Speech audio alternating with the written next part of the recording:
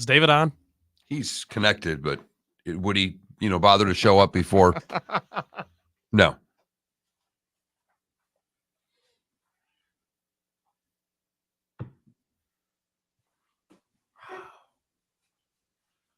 Just making sure because I hadn't heard the. Oh, here comes the drag.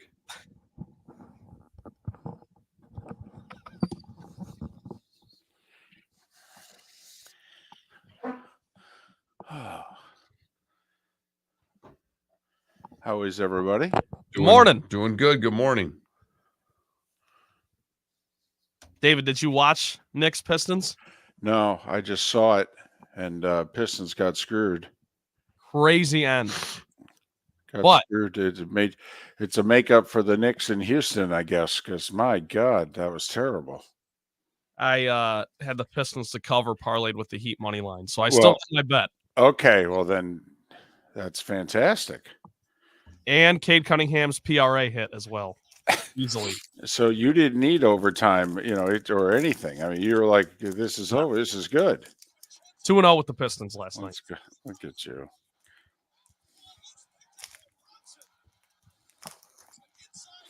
Look at everybody. Good morning. Morning.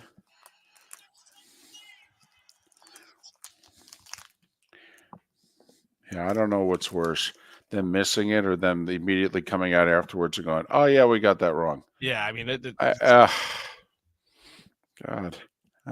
that's awful. I mean, I'm happy for your team though. I mean, you guys. Oh, come on, you got it. It doesn't matter because no one in the East has beaten Boston. Really? If they stay healthy, Boston. If they're healthy, they stay healthy. No one's beaten Boston. If Porzingis stays healthy, they ain't losing. I don't trust them. Okay, great. I'll say this. Zero reason to. I'll say this. They're beating everybody, and then we'll see if they can beat the Heat. The Heat, I still think I still give the Bucks a chance. They can't play any defense. Yeah. No, you're right. They're getting a 7-game series and outscore everybody. But the one team the Celtics don't want to see is the Heat. I agree with that, but the Heat are better than they were a year ago. I mean, the Celtics are better than they were a year ago. So there's no doubt they look the best. I think the Heat, if healthy, would be too.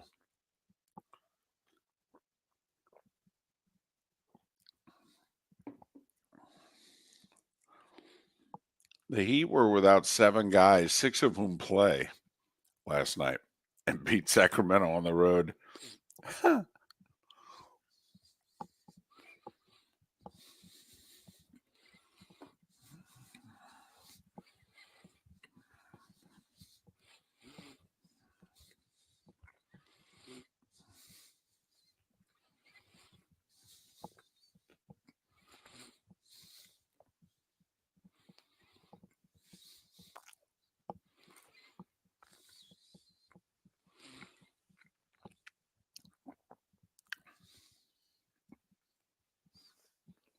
The visiting teams NIL funds.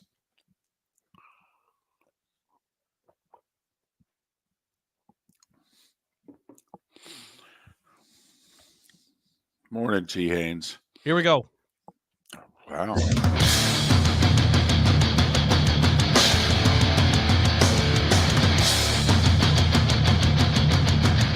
You are listening to Miller and Moulton, exclusively on the Florida Sports Network.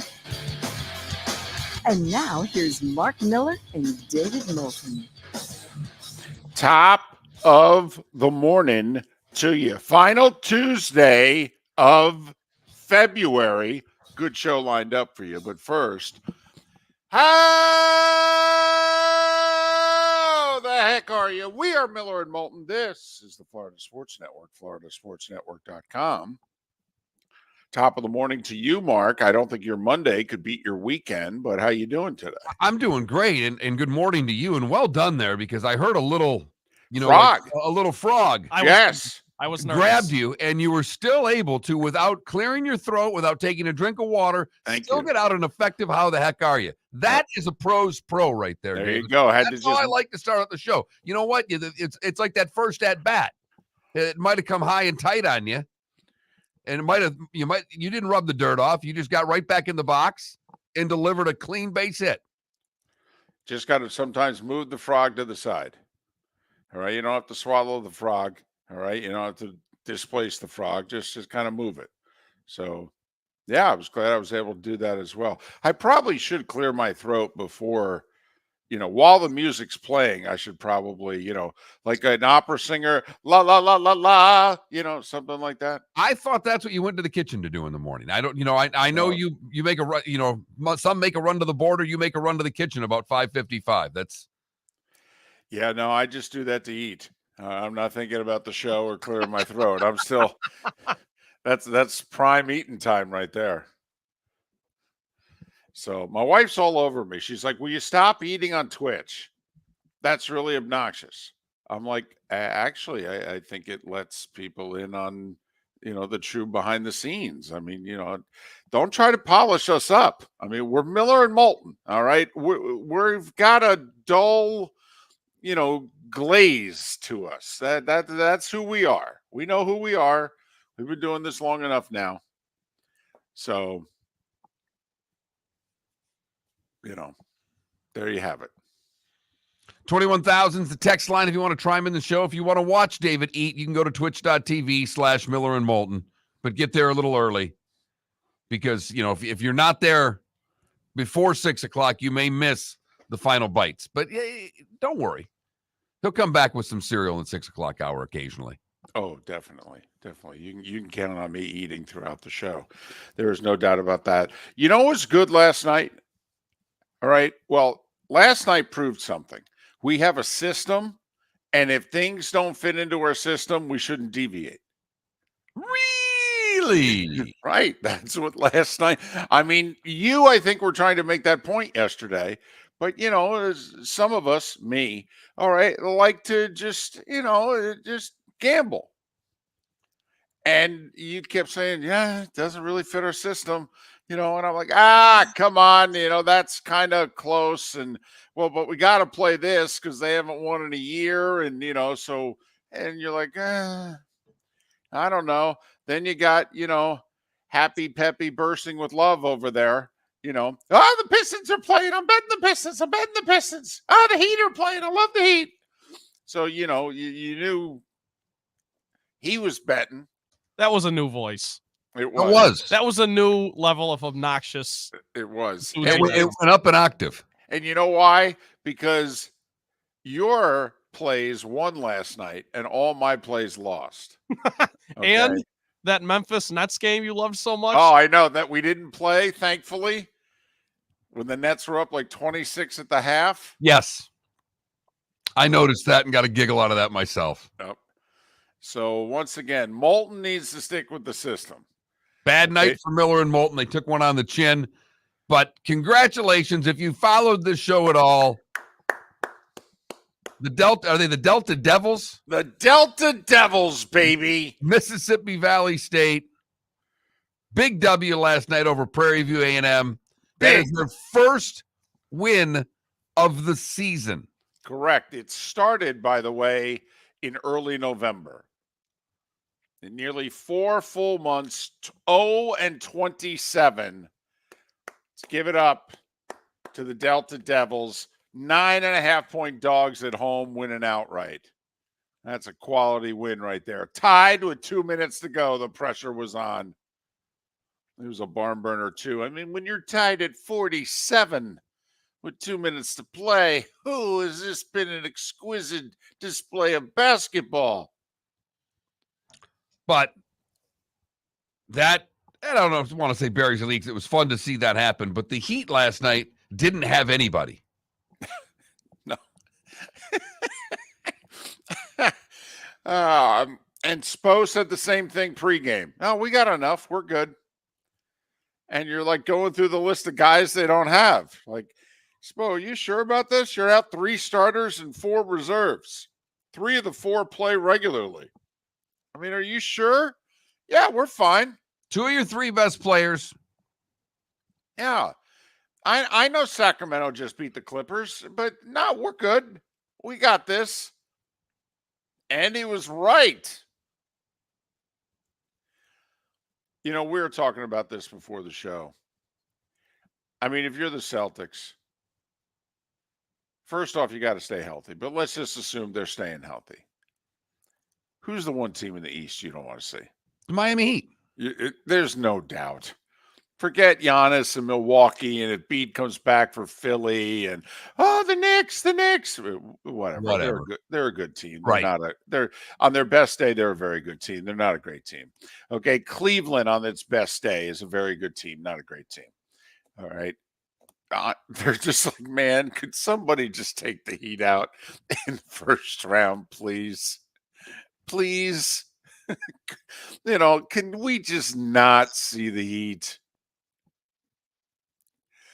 And so now, of course, it's the only playoff series I'm rooting for. Right. I mean, there's only one series you want to see in the East right now, and that's somehow for the Heat and Celtics to match up. Absolutely. Don't care what round either. No. In fact, I think the earlier the better. And you're right. I mean, the Cavs are a nice team. The Knicks are a nice team. The Bucks are a nice team. But I don't think that the Bucks defensively don't have enough to me.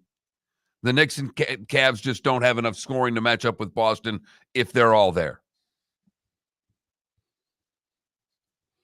So, it's that time. I mean, we're 6 weeks away from playoffs here. NBA, NHL. I mean, you got to start looking ahead. Fortunately, though, in hockey, we still have a trade deadline. Oh, those things are great, especially in the NHL when the over-under on the number of trades is 37.5. And that's just in the 48 hours leading up to the deadline. That doesn't include anything else. So, fun time. March on the horizon, or as you two call it, Izzo. Whatever. Not me. Whatever. I'm not even worried about that right now. That's the least of my concerns. I'm more fired up about our show today. John Harris will join us at 8 o'clock. He covers the Texans. We'll talk a little. He's also live from the Combine. That's why we got John. He's in Indianapolis. I'm fine with covering the Texans because there's things there that are worth talking about. We've got Steve Carney to talk about the Rays. Yeah, little spring training baseball for those of you going, when are you guys going to talk about baseball? Well, first off, they haven't even signed their free agents yet. I mean, baseball's not giving us a whole lot to talk about. And David Samson, of course, making his weekly appearance on the show. Yeah, whatever it is he wants to talk about, we're fine. Exactly. Yeah, we're good. We're good. But, so yeah, this Combine's getting underway. Spring training games are underway. We may actually get all the free agents signed by opening day. Maybe. Not sure. Not sure. Man, they got to do something about that. I will say, so far, Scott Boras has 4 clients, and right now he's either 0-1 or he's 0-0-1. He did not get a win with Cody Bellinger and the Cubs. That was not a win. That, from Boras' standpoint, had to be a loss. It certainly. He was looking for $200 million and got, what, 90? Well, he got 80 over 3 years, and really it's a 1-year, $30 million deal because Bellinger can opt out after a year, and then it's a 2-year, $60 million deal because he can opt out after 2. So yeah, that to me is win Cubs. So I think Boras is 0-1. I think he's 0-1. So, and I hope he goes 0-4. I really do. I do. There's this one agent holding the whole sport hostage thing. No, break him. We need to break him. I'm with Manfred on this one. We need to have a free agent signing period. Need to do it like the NFL where there's urgency where, what is it, March 11th, 14th, something like that. Everybody runs free. It's like animals out in the wild. That's what I want if I'm running a sport. Not this, well, we're going to sit tight. We're going to hold our cards close to the vest. That's exciting.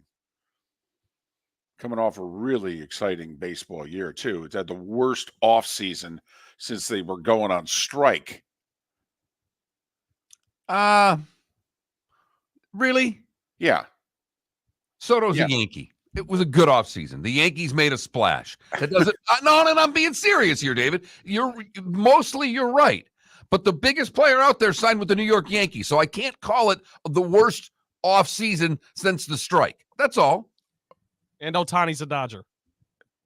No surprise. But even Otani, nothing happened in free agency till Otani took his month to figure out he was going to the Dodgers. Well, hell, we all knew he was going to the Dodgers. Why couldn't we wrap this up 3.5 weeks sooner? You're right, Mark. Yankees got Soto, which, if he were smart, he would just resign there because he could hit 600 plus home runs in that ballpark. That lineup is so fun. Could you imagine if Giancarlo Stanton could still play? If they could get 1 year out of Rizzo, I mean, they could go Soto, Judge, Rizzo, Stanton, 3 through 6 or 2 through 5 in their order. Mm-hmm. Could they just, I mean, even if you don't root for the Yankees, it's kind of like, boy, that could be fun. I've thought about getting the package because that lineup is worth watching every damn day this year. Look at us getting excited about NBA playoff series, about Major League Baseball, about the Delta Devils. Man, we are just high on life today, aren't we? Don't bring me down, David. Don't bring me down. Got a great show lined up, David Samson. In 47 minutes, the starting five is a mere 25 minutes away right here. Thanks for listening, Miller and Moulton. Mark Miller for Molly Maid. Why Molly Maid? Trust. Moulton was a customer for 15 years. Affordability. Didn't I just say Moulton was a customer for 15 years? Worry-free services. Our professional house cleaners are fully insured and a 24-hour warranty. Call Molly Maids today at 239-774-5839. That's 239-774-5839 or online at mollymaid.com/FTMYERS. That's mollymaid.com/FTMYERS. Located on the East Trail, locally owned Naples Tiki Bar and Grill is an outdoor eatery next to the Hitching Post Shopping Center. Island-inspired food with a true tiki theme. The best place in Naples to enjoy the beautiful weather in Southwest Florida. The Naples Tiki Bar and Grill offers a great menu for dine-in or takeout. Enjoy our famous pulled pork, huge burgers, and tiki bar cocktails. Don't miss happy hour every day from 3 to 6 and live music 7 days a week. See you soon at the Naples Tiki Bar and Grill, 11498 Tamiami Trail East. The law firm of Michael F. Hornung specializes in criminal defense, DUI, personal injury, nursing home claims, and auto accidents. I'm a former prosecutor with over 34 years of experience. The information I know is information you need to know. If you've been arrested for a DUI, time is of the essence to maintain your driving privileges. Call the law firm of Michael F. Hornung for a free consultation. At the law firm of Michael F. Hornung, we are committed to excellence in your representation. Being a local attorney with local knowledge is clutch to the success of your case. For over 30 years, we have successfully represented the citizens of Southwest Florida. For a free consultation, call 239-437-0095. That's 239-437-0095. Our offices are conveniently located in Fort Myers. Visit online at mfh-law.com. You were listening to Miller and Moulton on the Florida Sports Network.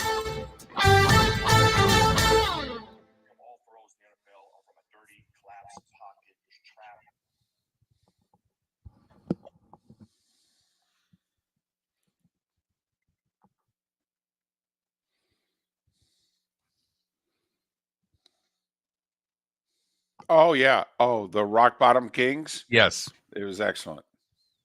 Or did you actually watch Saturday Night Live? No, but as soon as they released it, I saw it Sunday morning. It was funny. I was curious about his monologue, and you could tell he was nervous. And by the way, what Feeney, were you the same one? I mean, because literally no one was hearing on 1070 2 weeks ago what you were hearing.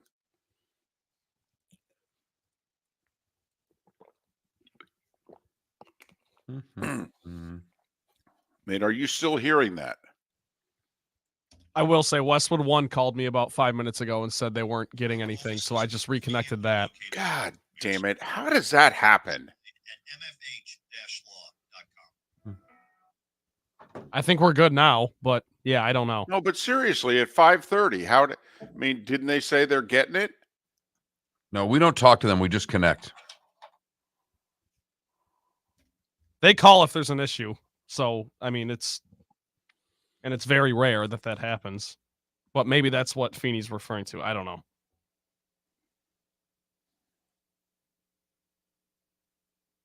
And when that happens, all I got to do is restart the program and reconnect.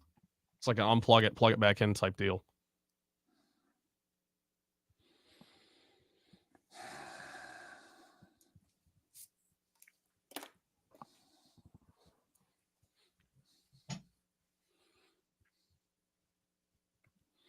I don't know. Go Raiders. I'm hoping for one more before I die, too.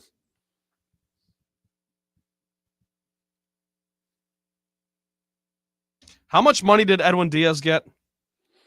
He got 20 a year for 5 years. In the first year, he got hurt and didn't play.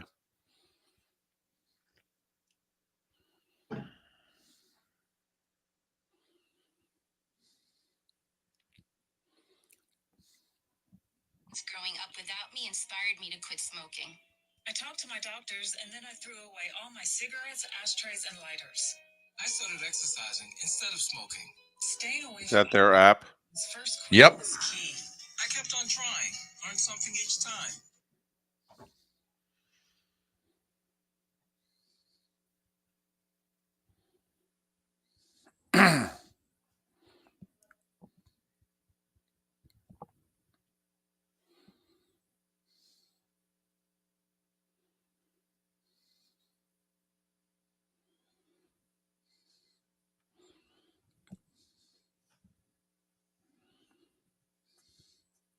How about the Caps score 6 and Ovechkin has none? He was -3. He was on the ice for every one of Ottawa's goals.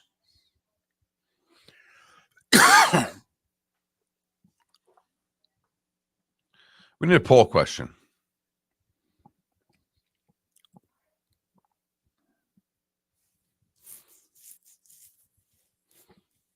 Too early to talk about the quarterbacks of the draft. Which one?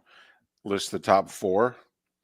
Williams, May, Daniels, and McCarthy. McCarthy. Apparently, McCarthy's not going to make it past Denver at 12. And the thought is that Minnesota or Denver may have to trade into the top 10 to get him. Do you guys think he's ready? Like, honestly. Well, he's ready. I mean, he's got 28 starts. But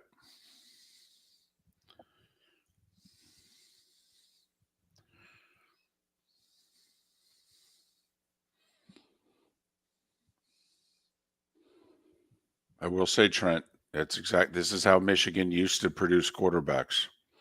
They were better in the pros than they were in college. They ran a pro-style offense in college. They handed the ball off a lot.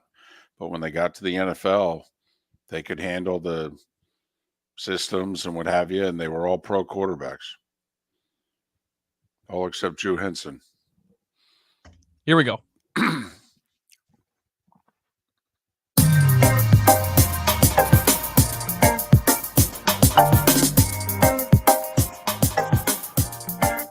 Welcome back to Miller and Moulton, only on the Florida Sports Network.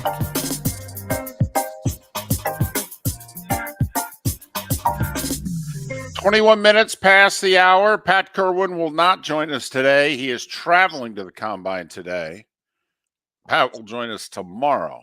But John Harris, who's directly associated with the Texans, but also covers the NFL as a whole, he is at the Combine. He will join us coming up in our 8 o'clock hour. David Samson next hour. We'll talk some spring training baseball with Steve Carney as well. And Mark, we got ourselves some sexy this year. Our quarterbacks have quarterbacks this year, Mark.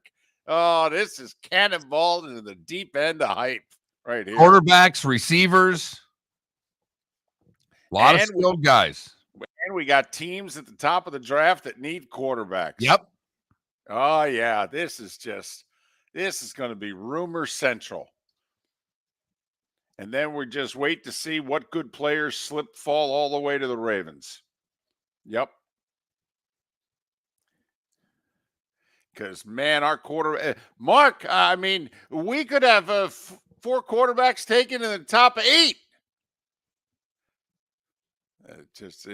People are going nuts right now. 3 receivers, 4 quarterbacks. I mean, I don't even know if there's a defensive player going to get taken in the top 10, Mark.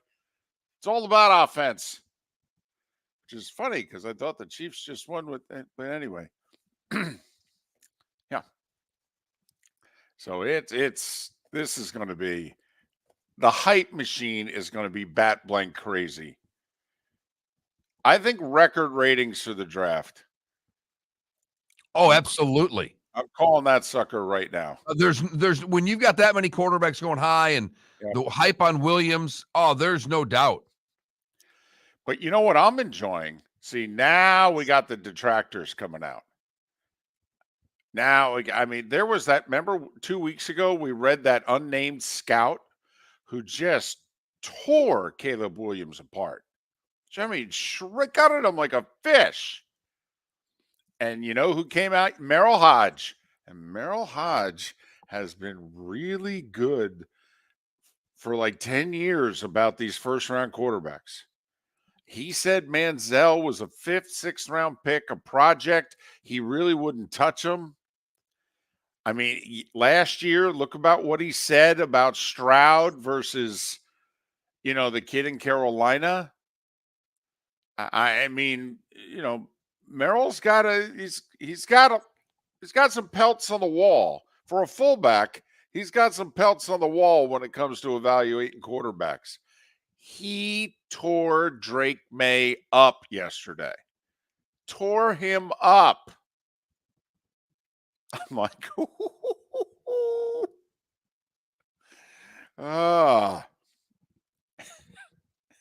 that's all I need. I got a guy who's torn Caleb Williams to shreds. Now I got a guy who's torn Drake May up. Let's go.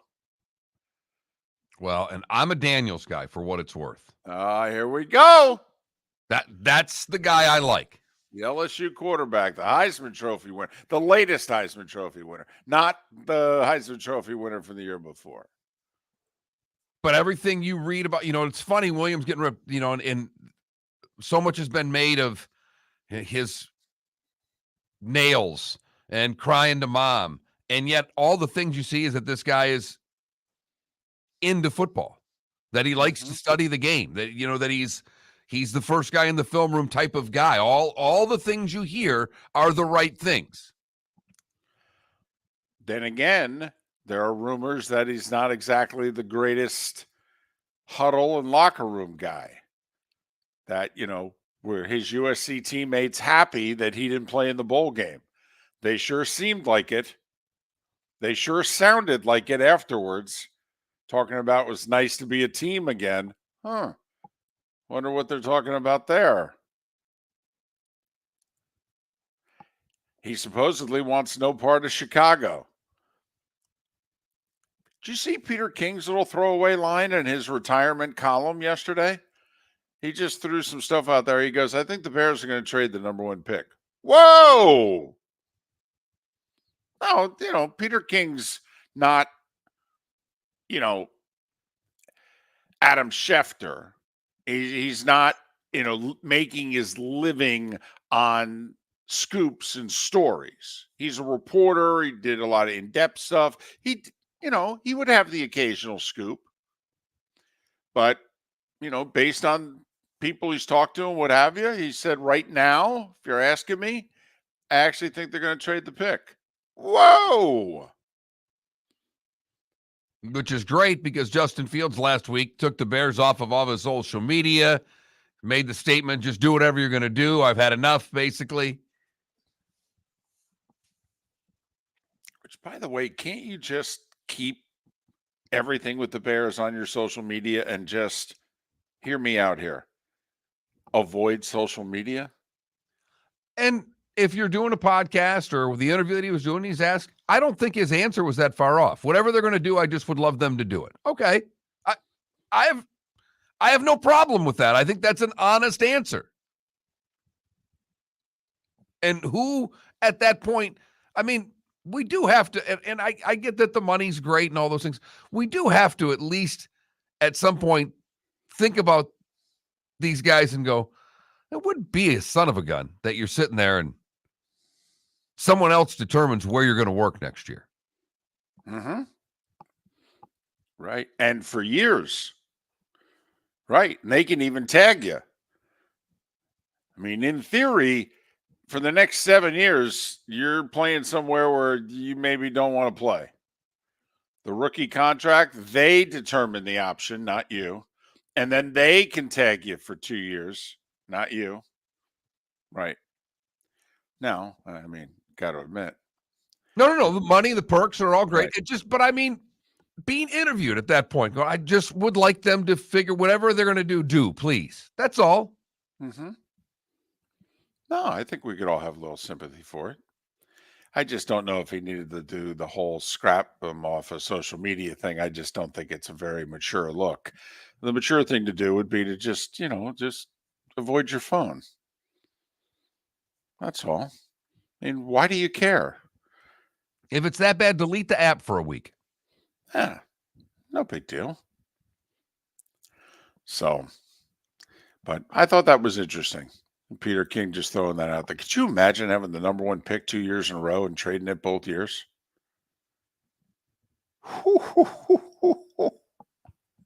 When quarterbacks are going 1-2 in at least both years. And this year, they may even go 1-2-3, supposedly.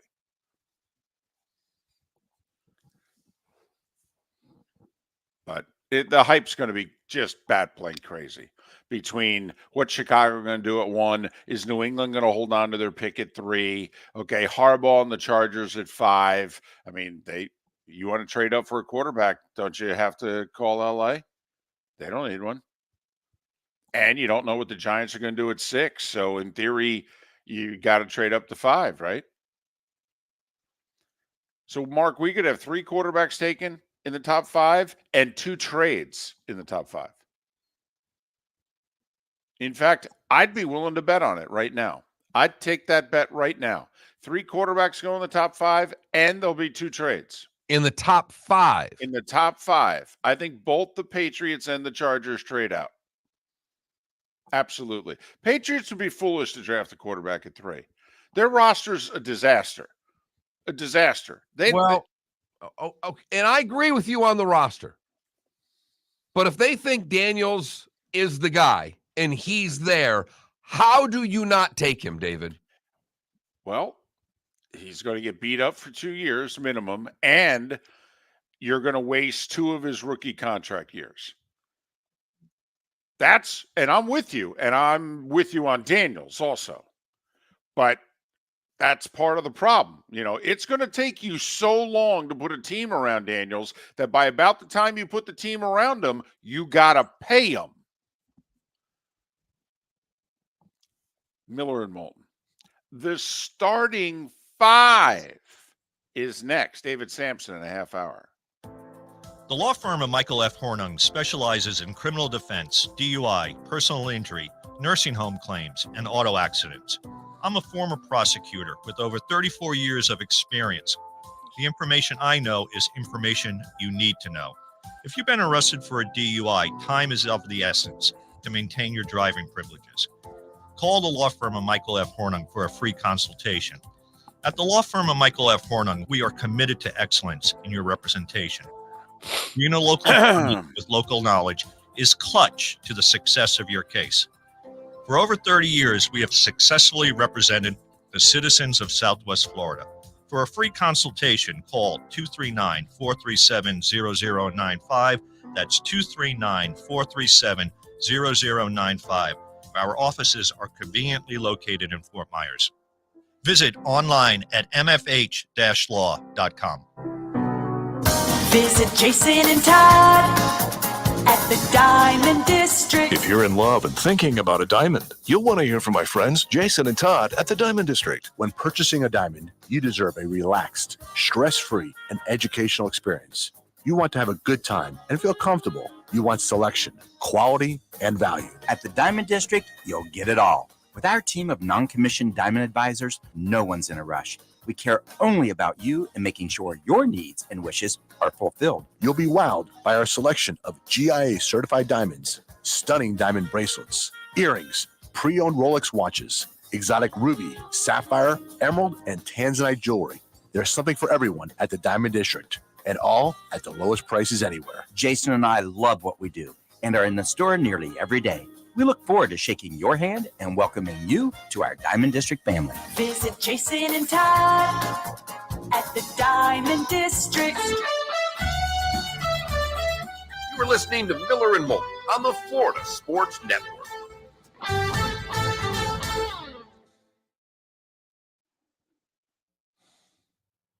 It said we were.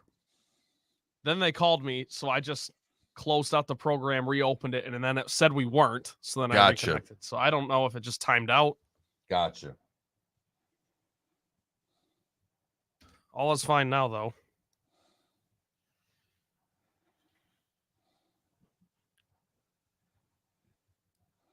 Who takes us in via Westwood 1? Is it everyone? Everybody, except for this except station. this one. Okay.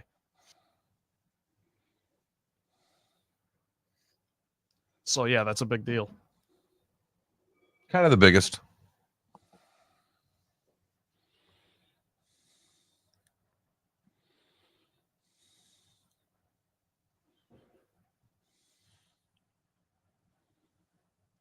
I'll just reset it every morning. I think that's probably best. Make sure that it's on.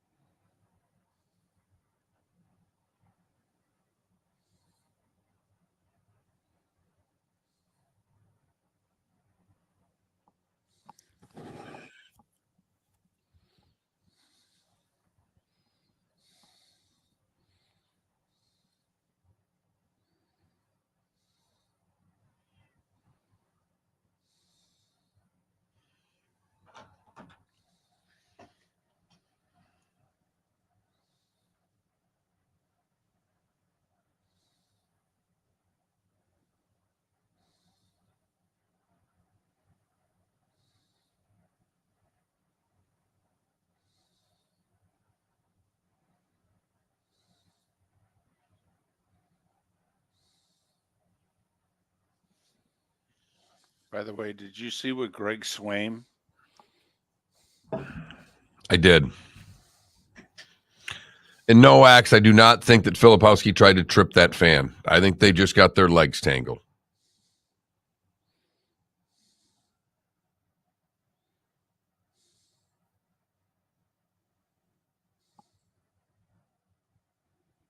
I think when you see something in slow motion, you can make a lot of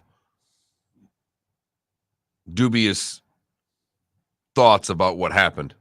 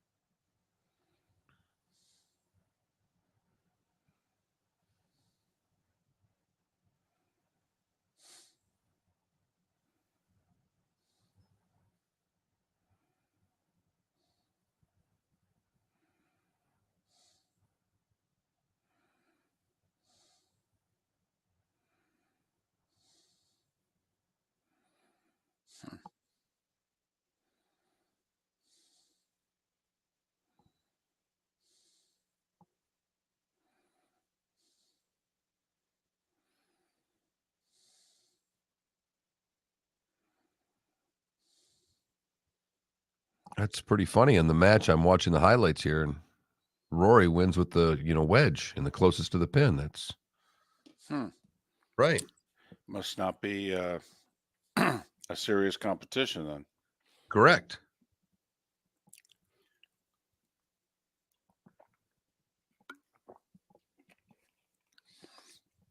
Jets only have 5 draft picks. They have 3 starters on their offensive line they have to replace. Jets can't afford to trade up. And the Jets at 10 should be able to get a really good tackle. Yeah. A plug-and-play guy. I mean, flat out. You should be able to get the second best tackle in the draft. Right. Here we go.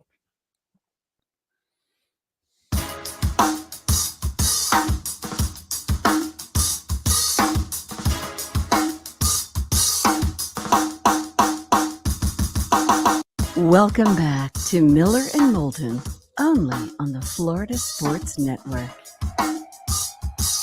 22 minutes till the top of the hour. That's when David Samson will join us for his weekly visit.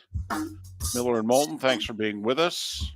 Florida Sports Network, floridasportsnetwork.com. We seem as if we're a little slow on a poll question today. Like, not only we don't have one posted, we don't even really have an idea for one, do we? No.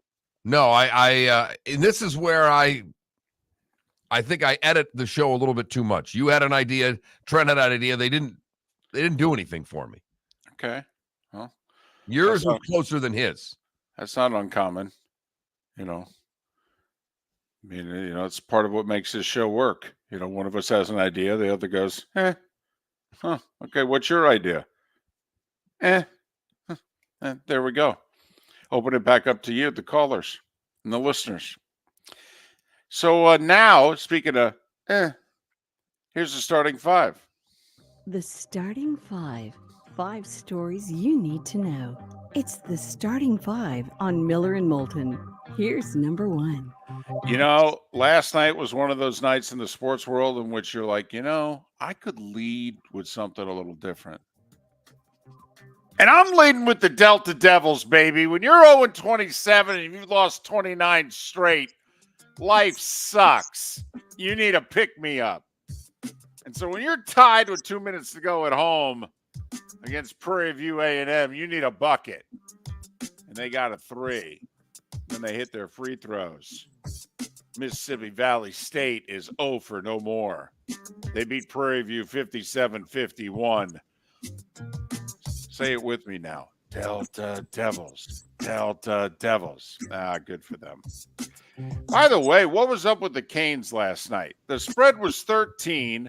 Carolina led by 13 coming out of the last media timeout. Now, what's supposed to happen is you miss a couple shots. Carolina hits a shot. They hit a couple free throws. They win by 17-18. Not this last second run and to lose to North Carolina 75-71. What is that all about? When did you guys decide you actually wanted to play college? Right, and had a heart because you haven't had one much this season. Not for a month. R.J. Davis, though, had 42 for North Carolina. Nobody's ever scored that many points in that building before and played for North Carolina. There's just a few pretty good players who played in that building for North Carolina. Baylor goes on the road in the Big 12, and they were underdogs, even though they were the ranked team. And TCU was the home team. Baylor, 62-54. Don't sleep on the Bears, by the way. They're probably going to be like a 4 seed. They've won a natty recently. Their coach can coach. They're in the Big 12. Tough not to bet on the Big 12 in the dance this year. Just saying. In-state, Bethune in overtime, and FAMU both won. For FAMU, just their 6th win of the year. History yesterday, Mark, in college basketball. The rankings came out. AP top 3s, Houston, Purdue, UConn. Coaches top 3s, Houston, UConn, Purdue. So they agree on the 3, just not the order. But the Gators remain ranked 24th in both polls. But Mark, the South Florida Bulls are a nationally ranked team. 25th in both the AP and coaches polls. First time in program history. Good for the Bulls. Damn right. Let's keep it going, boys.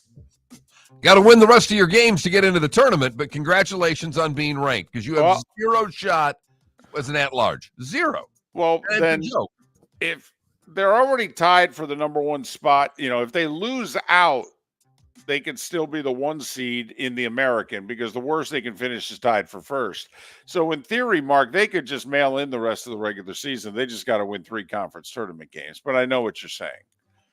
Here's what I'm wondering. And I know that, we had our bracketologist on yesterday and he said they've got no shot. Are you sure? Yeah. I don't believe that. I don't believe it. No. I know, make fun of me, but come on. I'm not making fun of you.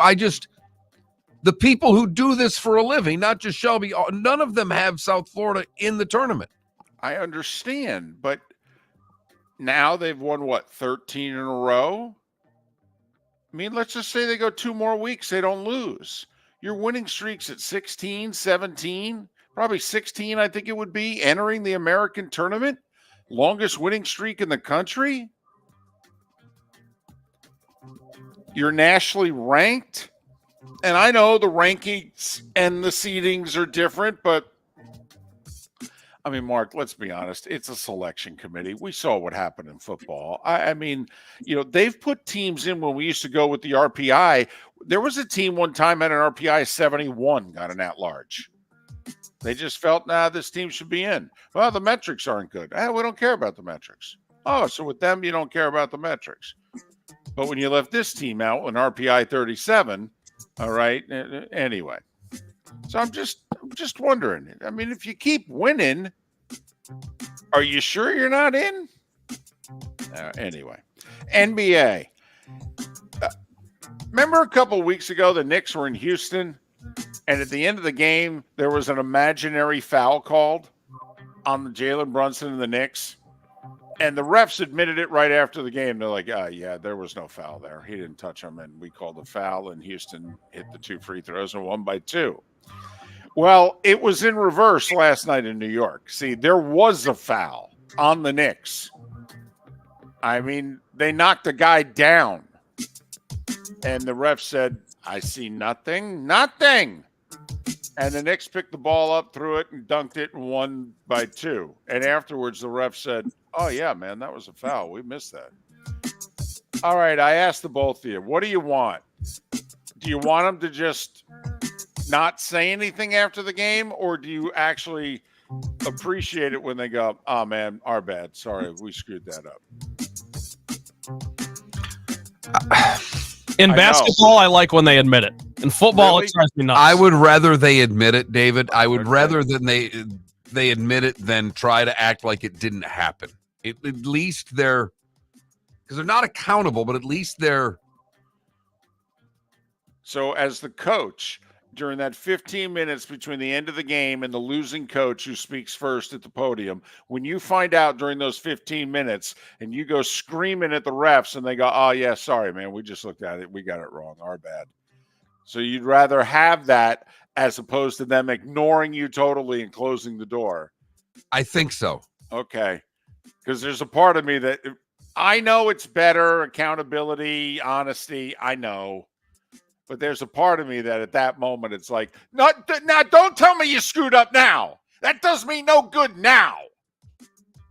Well, that's part of the point. I mean, Monty Williams did go to the podium and just rip the officials. He didn't just rip the officials on the podium. He walked across the court, ripped him for 5 minutes. Then he went to the podium and ripped him for everybody else. And another thing. He's going to get fined for ripping the officials in the way that he did. Which that's the part that's a joke. You rip the officials, you get fined, and they admit that even they were though wrong. they admit their mistake. Yes. Let's see if he gets fined, because you're right. If they completely screwed up and admitted it, then don't you think the coach should be given the mulligan? Yes.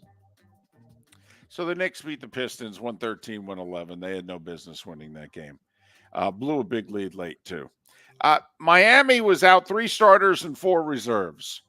No problem. They're the Heat. That whole culture thing. Bam with 28. Miami went into Sacramento and beat the Kings 121-110. So Toronto beat Indiana to win their third in a row. Apparently, they hadn't done that all year. Won 3 in a row. The coach made a deal with the team like a week ago. Listen, let's see if we can win 3 in a row. If we do, I'll throw a party. I'll pay for it. And so he made a comment after they had won 2 in a row. He goes, this team is so modest, it would probably be a pizza party. So when the Raptors beat the Pacers 130-122, the Raptors were walking off the court chanting, pizza, pizza, pizza. That's cool. Brooklyn beat Memphis by 25. First win for interim coach Kevin Ollie. I really wanted to take Memphis in the game. Yes. Which once again shows I really should not bet anything having to do with the association.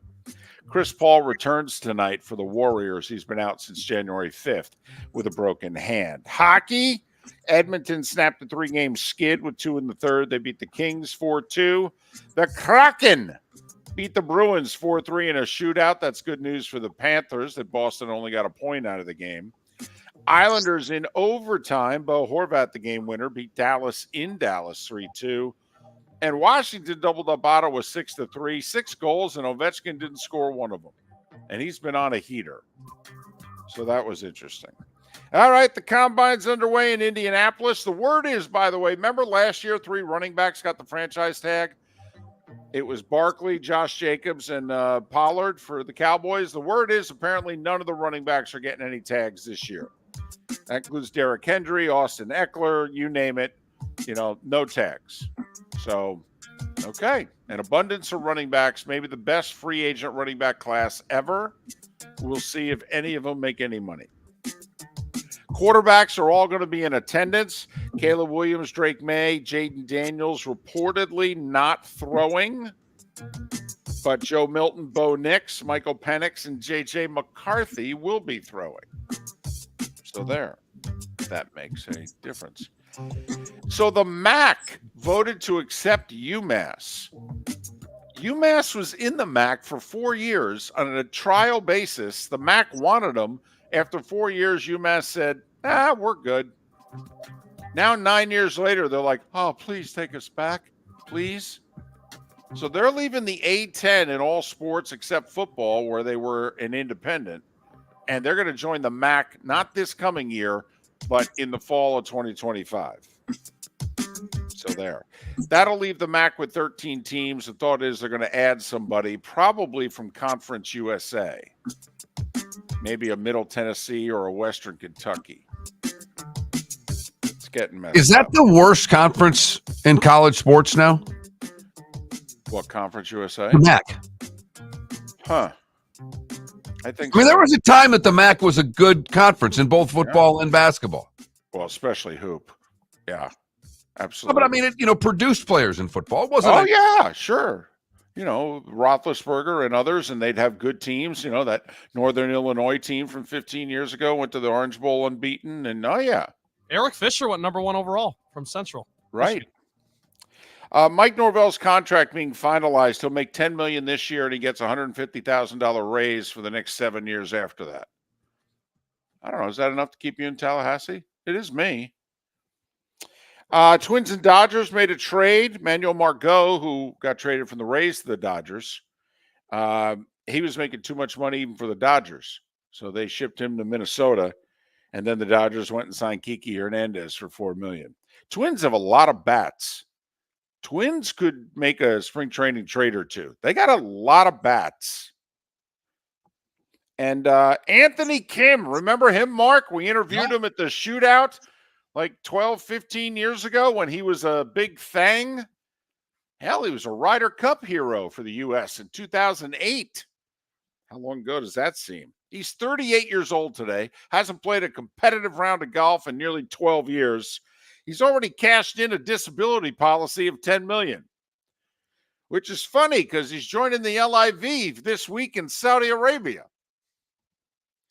Needless to say, the Saudis are going to pay back that disability policy at $10 million.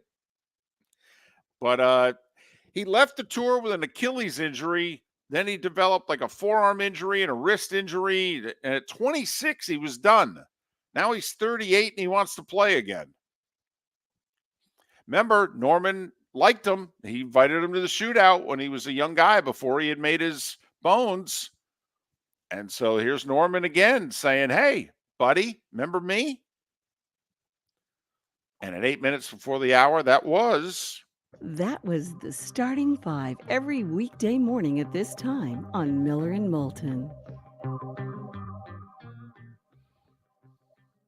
As long as they're giving world golf ranking points for the Mexican Open.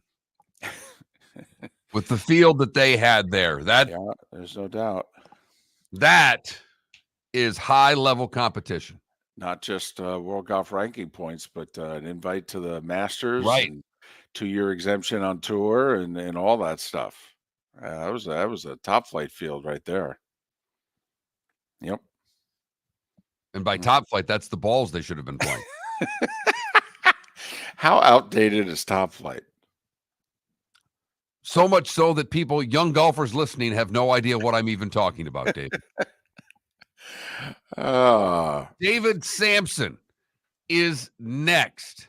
Thanks so much for listening. Miller and Moulton right here on the Florida Sports Network. Visit Jason and Todd at the Diamond District. Hi, I'm Jason. And I'm Todd with the Diamond District. I believe in complete transparency. If you're shopping for diamonds in Naples, you're paying too much. If you're shopping in the Cape or Fort Myers, you also won't see the selection you deserve to have.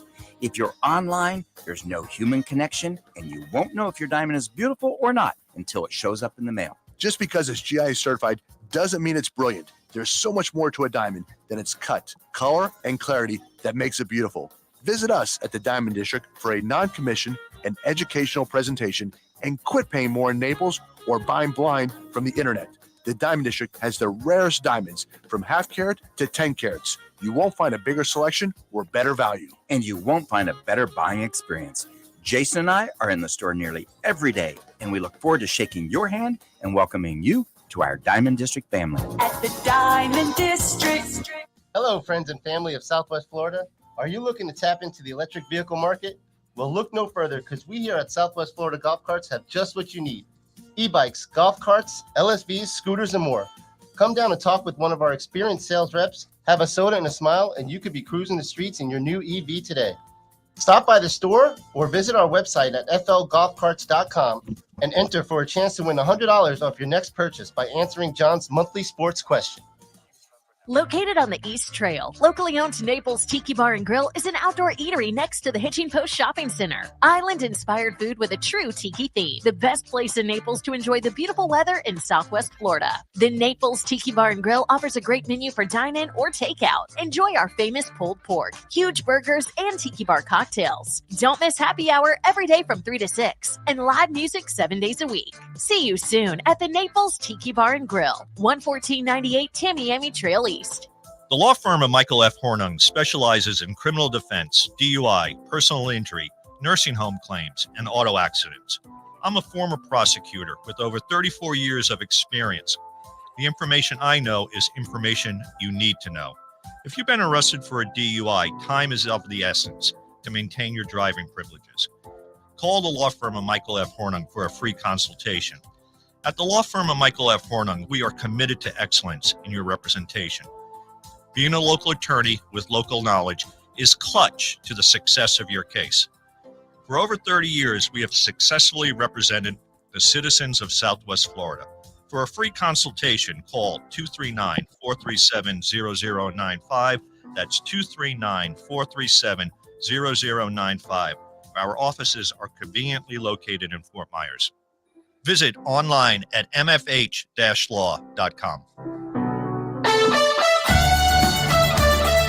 You are listening to Miller and Moulton on the Florida Sports Network.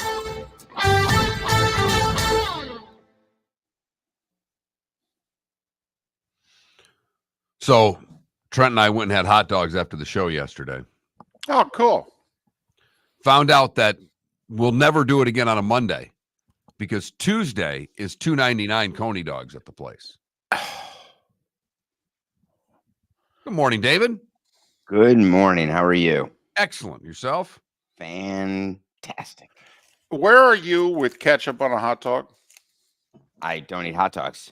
I'm not surprised he runs marathons. No. No, I worked in baseball. You eat one hot dog, you eat 10 million. So I chose to be at 0. Okay, but what about the last handful of years? Still don't. Come on, you live in the city, for goodness sakes. You don't Never walk down gotten a hot dog at one of those Sabrett Frank umbrella places in my life.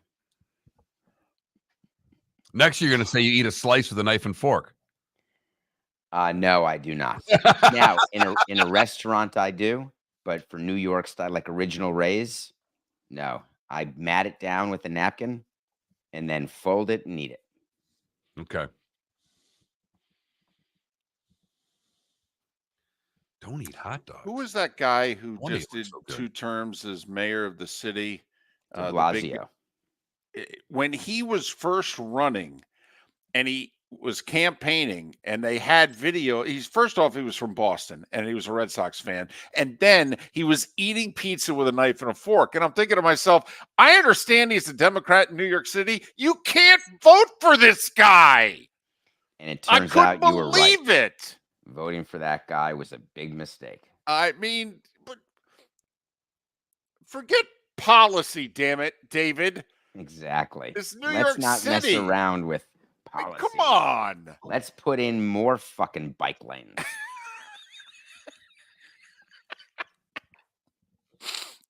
You know, at least you have, I would think, younger bike riders. What is interesting here is in Southwest Florida, there's a club of senior citizen bike riders that take to the roads, and it they've got the outfits on. They're prepared. They're ready to go, but it's like you're just waiting for one bike to slip out into the lane and game over. That was one of the first things I noticed when I moved here. Is like you got to make sure you get in the left lane when you pass the senior biker gang. Biker courtesy. Just funny, if they're seniors and they're in Southwest Florida, I thought they'd be riding the bikes in the left-hand lane. But But I'm bummed. They're going about that speed. The problem is they're in a car. I know.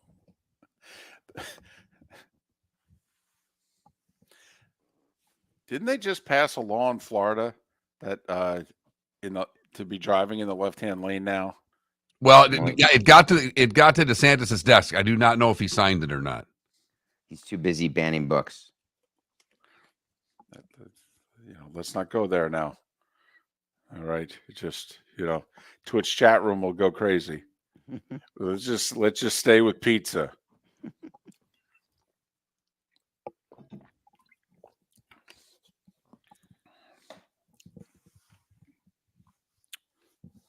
Hey, did you go to Hawaii or something since we left? Did you go someplace tropical? No, San Diego. San Diego. For a charity event. Gotcha. Looked like you actually had a night out and enjoyed yourself. It was good. I mean, the shows live at 5 a.m. were tough. Uh-huh. Yep. Here we go.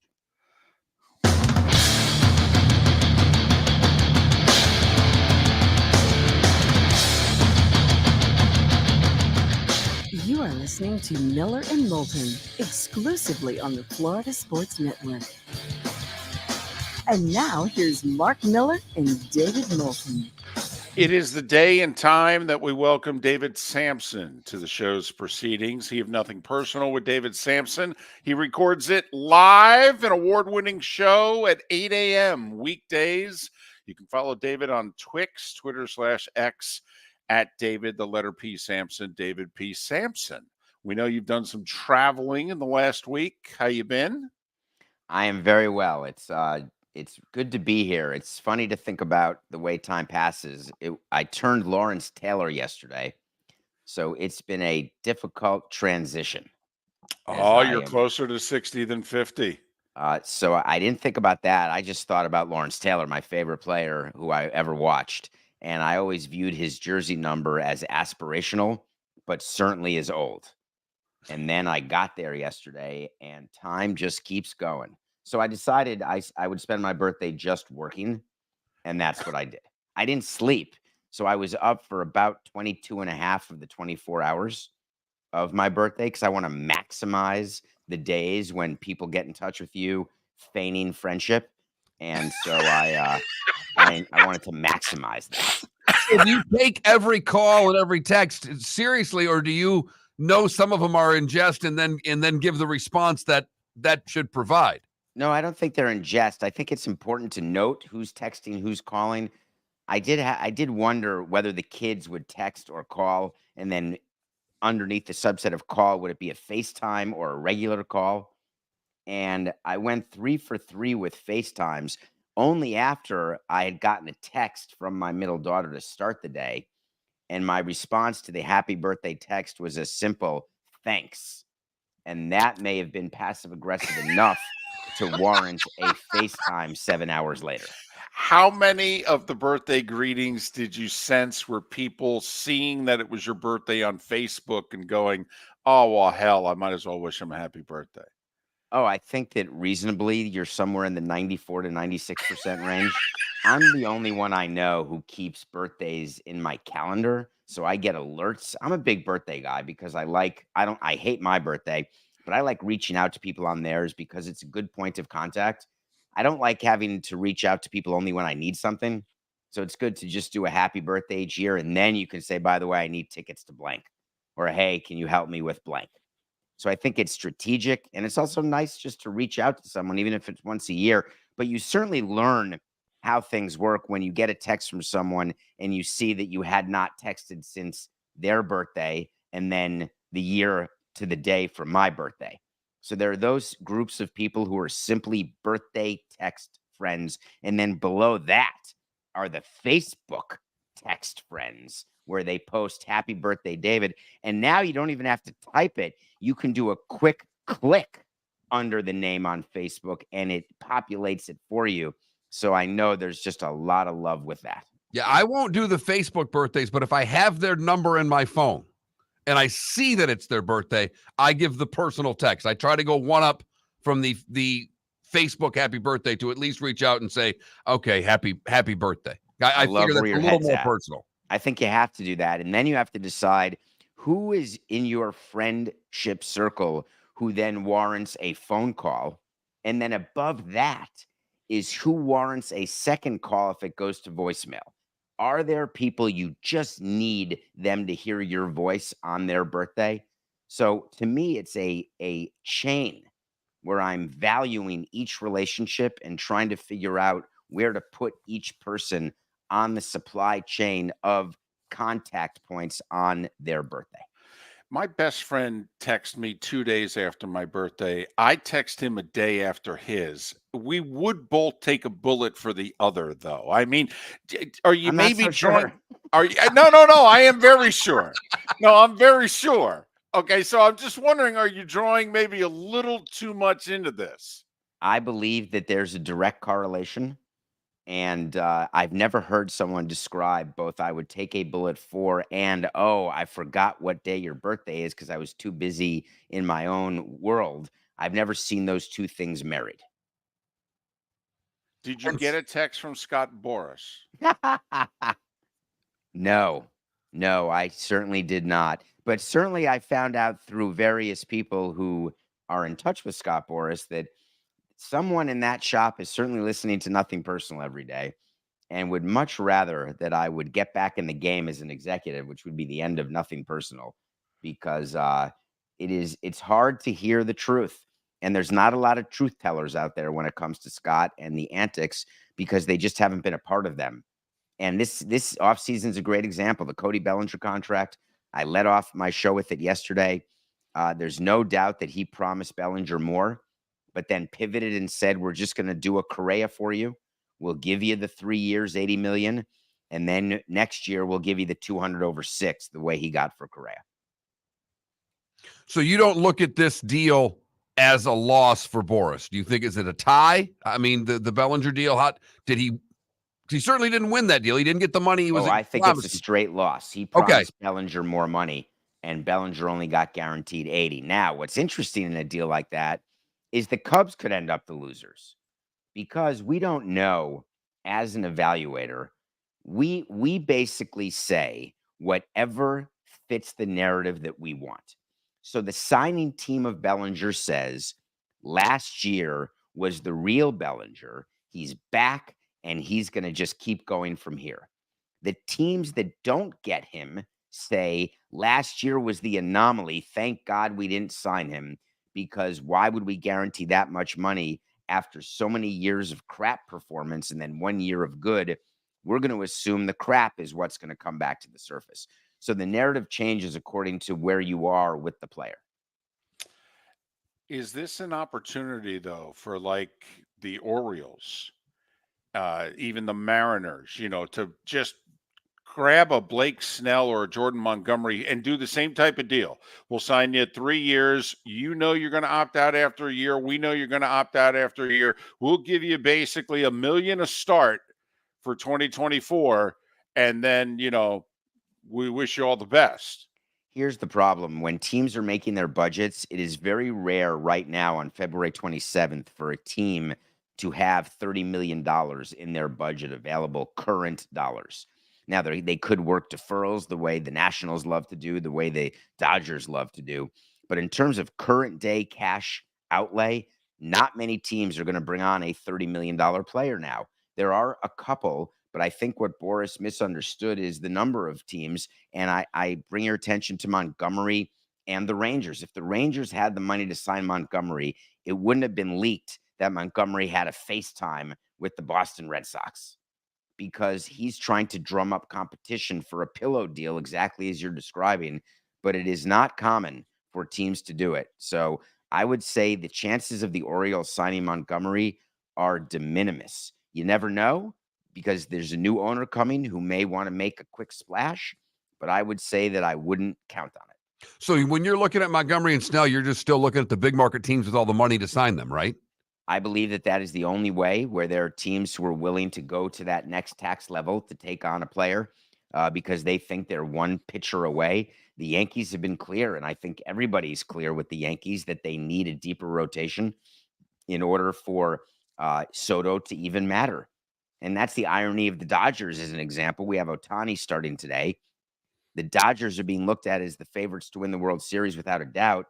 All they did was sign a DH this offseason and a Japanese pitcher who may or may not be an ace, certainly paid like one, and an oft-injured guy who you guys know so well, Tyler Glasnow. And when he's good, he's great, but you just don't know if you're going to get 33 starts. And below that, their rotation is dicey at best. So it's going to be a fascinating season where everyone in the NL West really does have a chance, and we'll just see how it plays out. Do you believe there's such a thing as a can't handle New York, can't handle Boston, can't handle LA thing? Because like Jordan Montgomery has had a really solid career. He's basically a number 3 starter everywhere he's been. He was batting practice with the Yankees. I mean, do you actually believe there are guys who can't handle certain markets? Boy, there's a lot of examples, aren't there? But Sonny Gray, Carl Pavano. All right, Ed Whitson, right. You Ed can go all the Whitson's way a great back. one. Right. God, I hope our audience skews old. So here's the thing about that. There are also players who don't do well for small market teams and then come and they're fantastic. David Ortiz was crap for Minnesota, goes to Boston and becomes a Hall of Famer. So we tend not to focus when it's the other way. And we only say, oh, they're not big city, big market pitchers. But sometimes it just doesn't work out on a particular team, and it works out on a team later on. So I don't believe that as executives, we correlate things that way, but we certainly do use it as blame to deflect against our bad evaluation. We don't say, hey, Sonny Gray was bad as a Yankee. We say he can't be a Yankee. Our evaluation is he was a number 3 starter. He just couldn't do it here. You mentioned the Yankees pitching as we're getting, spring training's going now. When you look at that division, who do you like? So it's hard not to like the Yankees team to win a division and then to falter in October, unless they get a little deeper in pitching. I think the Orioles are bound for a regression. People are all excited. They got Corbin Burns. They're the most improved team. It's really hard to do what they did last year, and it's really hard to do it in back-to-back years. And the thing with young pitchers, and they've had, with Rutschman and Gunnar, and they have Holiday, now the next great young rookie of the year potential, it's hard to get top performance back-to-back years. Is it possible that they're going to become the Astros and win 4 or 5 conferences?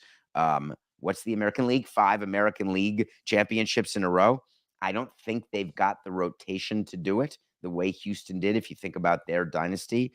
So I'm worried about them. Red Sox, terrible. Blue Jays have a chance, but I think it's the Rays and the Yankees for me. De minimis. Very small. Too trivial or minor to merit consideration. All right. I think that's literally a perfect way. Miller and Moulton looked at one another like, we've been on Earth about 110 years. I haven't heard that one before. We had people in the Twitch chat room go, is that a new word? So I just wanted to clear and set the record straight. De minimis is an adjective, too trivial or minor to merit consideration, especially in law. So that is where I first learned de minimis in law school, and I loved using it in the baseball world because I loved saying to agents, hey, by the way, the chance of your player helping us is de minimis. And Miller and Moulton right there representing the player would be like, I think he just insulted us. I need to call the Astros. He's David Samson. Nothing personal with David Samson. It is not de minimis, but it is live at 8 a.m. weekdays, and you can follow him on Twix at David, the letter P. Samson, David P. Samson. Be well, my friend. We'll talk next week. Ed Whitson. Hello, friends and family of Southwest Florida. Are you looking to tap into the electric vehicle market? Well, look no further, because we here at Southwest Florida Golf Carts have just what you need. E-bikes, golf carts, LSVs, scooters, and more. Come down and talk with one of our experienced sales reps, have a soda and a smile, and you could be cruising the streets in your new EV today. Stop by the store or visit our website at flgolfcarts.com and enter for a chance to win $100 off your next purchase by answering John's monthly sports question. Mark Miller for Molly Maid. Why Molly Maid, you ask? Trust. Moulton was a customer for 15 years. Affordability. Didn't I just say Moulton was a customer for 15 years? Worry-free services. Our professional house cleaners are fully insured and a 24-hour warranty. Call Molly Maids today at 239-774-5839. That's 239-774-5839 or online at mollymaid.com/FTMYERS. That's mollymaid.com/FTMYERS. Visit Jason and Todd at the Diamond District. Hi, I'm Jason. And I'm Todd with the Diamond District. I believe in complete transparency. If you're shopping for diamonds in Naples, you're paying too much. If you're shopping in the Cape or Fort Myers, you also won't see the selection you deserve to have. If you're online, there's no human connection, and you won't know if your diamond is beautiful or not until it shows up in the mail. Just because it's GIA certified doesn't mean it's brilliant. There's so much more to a diamond than its cut, color, and clarity that makes it beautiful. Visit us at the Diamond District for a non-commissioned and educational presentation and quit paying more in Naples or buying blind from the internet. The Diamond District has the rarest diamonds from half carat to 10 carats. You won't find a bigger selection or better value. And you won't find a better buying experience. Jason and I are in the store nearly every day, and we look forward to shaking your hand and welcoming you to our Diamond District family. At the Diamond District. You were listening to Miller and Moulton on the Florida Sports Network.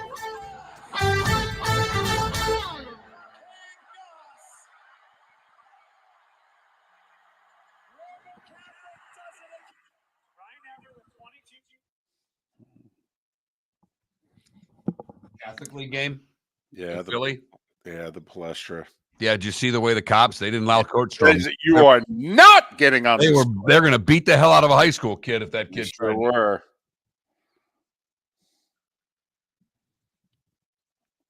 You think you're going to court storm this court.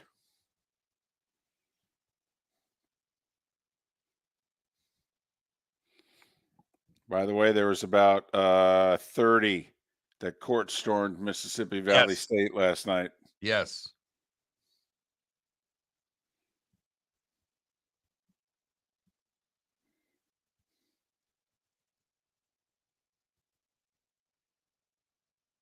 So I've got a play of the day, but I also have 8 seconds from the call at Mississippi Valley. Because that's about all you. I don't know if you guys saw the call, but the two broadcasters, I think they might have been students. They were just talking over each other, just yelling. It was obnoxious. We need a poll question. What are we doing?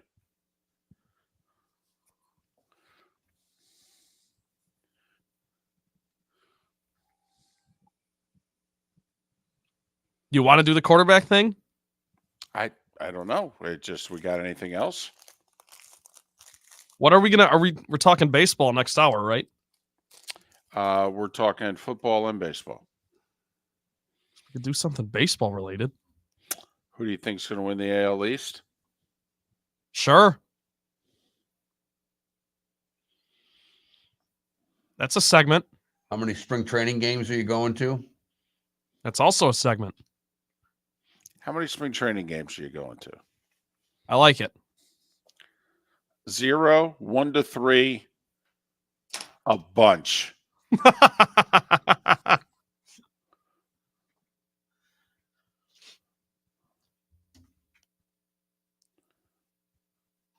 Paul is going to enjoy Aruba.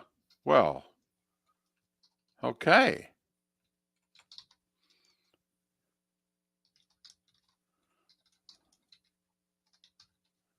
That is a bunch, Kilo's dad. That qualifies as a bunch. De minimis spring training games. Well played. Well played, Dratharian. I'm only putting 3 answers up. 0, 1 to 3, 4 plus. That's your bunch.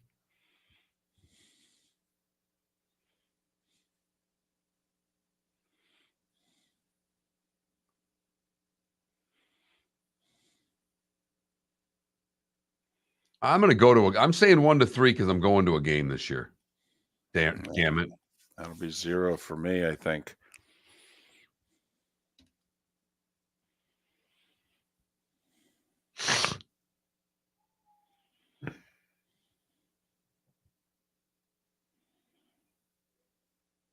Spring training, I'll at least go to 1.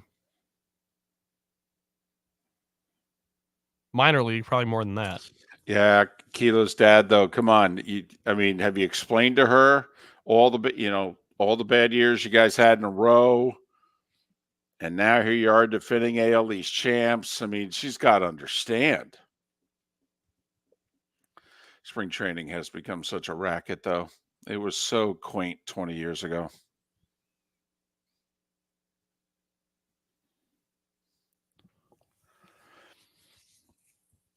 Trent, you going to go to Lakeland? You can just drive up to Lakeland and get tickets, too. They're not sold out for all their games. This weekend I am, actually. Saturday. Actually, not Saturday. Sunday? You guys are going Sunday? I think it's Saturday.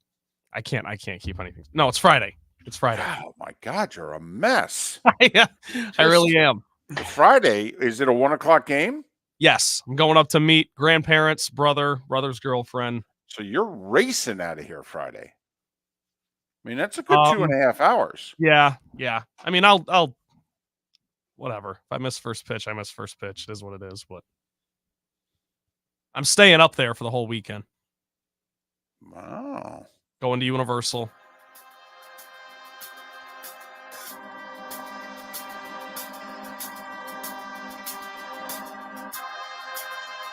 You're listening to Miller and Moulton, only on the Florida Sports Network. And now, here's Mark Miller and David Moulton. 21 minutes past the hour. Trent Bally in the play of the day. He had 3 of them yesterday. See how many he's got today coming up in a handful of minutes. John Harris is at the Combine. He works predominantly with the Houston Texans, covers the draft, though, in a big way. He'll join us at the top of the hour. Steve Carney in a little more than an hour. Rays having an interesting spring training. Got a bunch of new faces this year, and yet still expected to be a contender. We'll talk to Steve about the Rays. Coming up a little more than an hour. Are we going to come up with a poll question? I put one up. It's a good one. I think it's a good one. Boy, he sounds. Keep selling it, Mark. Boy. Well, we were talking a little baseball. Spring training's here. It started. So how many spring training games will you attend? There you go. That's a Florida question. We're the Florida Sports Network. Right. As Tom Brady would say, let's go. Missed a word, but I got you. Yeah, well, I kind of have to, is my understanding. You do. So 0, 1 to 3, or 4 plus. So a 0, 1 to 3, or a bunch. A bunch. Brady yes. bunch. Look at you. See what I did there? People would have had to have been listening to our David Samson segment, but would 0 or 1 to 3 be de minimis? I think 0 would be de minimis. Okay. So there you go. I clicked 1 to 3 because I plan on going to a game this year. Well, I think Trent's going to be a bunch because he's got a buddy of ours who's hooked him up with spring training tickets where he currently lives in Fort Myers. Never mind, we know he's going to make at least one trip to Lakeland to see his beloved Tigers. So my guess is the three of us are all three categories. Yeah, I think you're right. If Mark's 1 to 3 and you're a bunch, because I'm zip zilch nada. Well, how far would you have to even go to get to a game? Oh, at least an hour and a half. But Trent's driving 2.5 hours to Lakeland, for goodness sakes. It is like a weekend trip, though. I'm not just doing it down and back. So it's actually, I'm sorry, it's over 2 hours for me. The 95 South to get to Port St. Lucie, it'd be a good 2 hours. A good 2 hours, maybe 2.5. But you're going to make a trip to the 239. I thought for sure one afternoon before you'd leave back to Jacksonville, you'd sneak over and get a spring training game in. I mean, that's right up your alley. Are you kidding me? I understand that, but I'm barely going to be there. I'm going to be there long enough to, do a couple shows with you guys and throw in a cancer screening just, for what and giggles. Right. Trent's got to do those as well. I mean, he flew back to Detroit and he was there just about long enough to do a screening. Hell, he flew to Nashville. His brother, has got another song. He was barely there long enough to hear it. I mean, you got to admit, the three of us, we do short road trips. Mark, you spend longer at your daughter's soccer practice than Trent and I spend on the road when we go travel somewhere. Dadgum, good point. I will say Trent and I went out for hot dogs after the show yesterday. There was no ketchup allowed. I just want to let everybody know that. Pictures were posted. Yes. They don't even have ketchup like sitting on the table. No. Nor should they. It's great. No, this is a good thing. I didn't have ketchup on mine. In fact, David, you would have loved this. Mark treated, so I got 2, and I got a to-go box for one of them. And I brought 2 hot dogs, and he got a to-go box for a hot dog. David, you'll love this, he said. I ate it like 3 hours later. You couldn't eat 2 hot dogs at a sitting? He's so skinny. I mean, I hate him. Oh my goodness. I had one. These are not like they're not. Oh, small. stop! Whatever, Stop David. it. I had both done before he had one. I was going to say, I don't care if they're the size of my thighs. You couldn't have 2 for lunch. Real men eat 2. Wait, I love the fact, though, he implied if you weren't treating, he only would have bought 1, i.e., that's all I can afford working for you two yahoos. But I found out this little hot dog place that, like many places have Taco Tuesdays, they have Coney Dog Tuesdays. So I could sit down and have 5 next week. But you're going to have to wait till Tuesday. Yeah. That's going to be my new thing. In fact, I want to bring the whole Twitch chat room to this hot dog joint and just invade this place Tuesday at 10. They could probably use it the time we're there. Boy, Trent, Mark sounds like he's going to go crazy. He's going to show up on a Tuesday with a $20 bill, just slam it down on the table and go, just line them up. Give me hot dogs until we're out of money. Look, that place, I will say, too, I loved the interior. I got Detroit sports merch everywhere. Mark knew what he was doing when he took me to this place. It was great. He could care less about the interior. He went for the dogs. Okay. I mean, we're two older guys here. We're going for the food. I mean, just it's not the decor, it's not the ambiance. Okay, maybe we notice if the wait staff is attractive or effective, but we go for the food. That's where we're at in our life. You're into all that other stuff. And can I have a to-go box? I don't remember the last time I've had a to-go box. I'm not kidding. For me, I told Mark straight up, I said, I am notorious for not caring about food, not eating a lot of food, and always having a to-go box. Trifecta. How the hell did we hire him? Seriously. What kind of, we have to next time, we got to really redo our screening. Okay. We have a major breach in our security system. Well, David, what I'm trying to do is keep the average weight of the show down. So what I did is hire a beanpole. Well, that's true. He does make up for me. In fact, I think in honor of Trent, I'm going to load up on lunch today. Go, well, he only had one dog yesterday. I might as well have 4. All right, Trent. Time now for the Molly Maid play of the day. What do you have for us?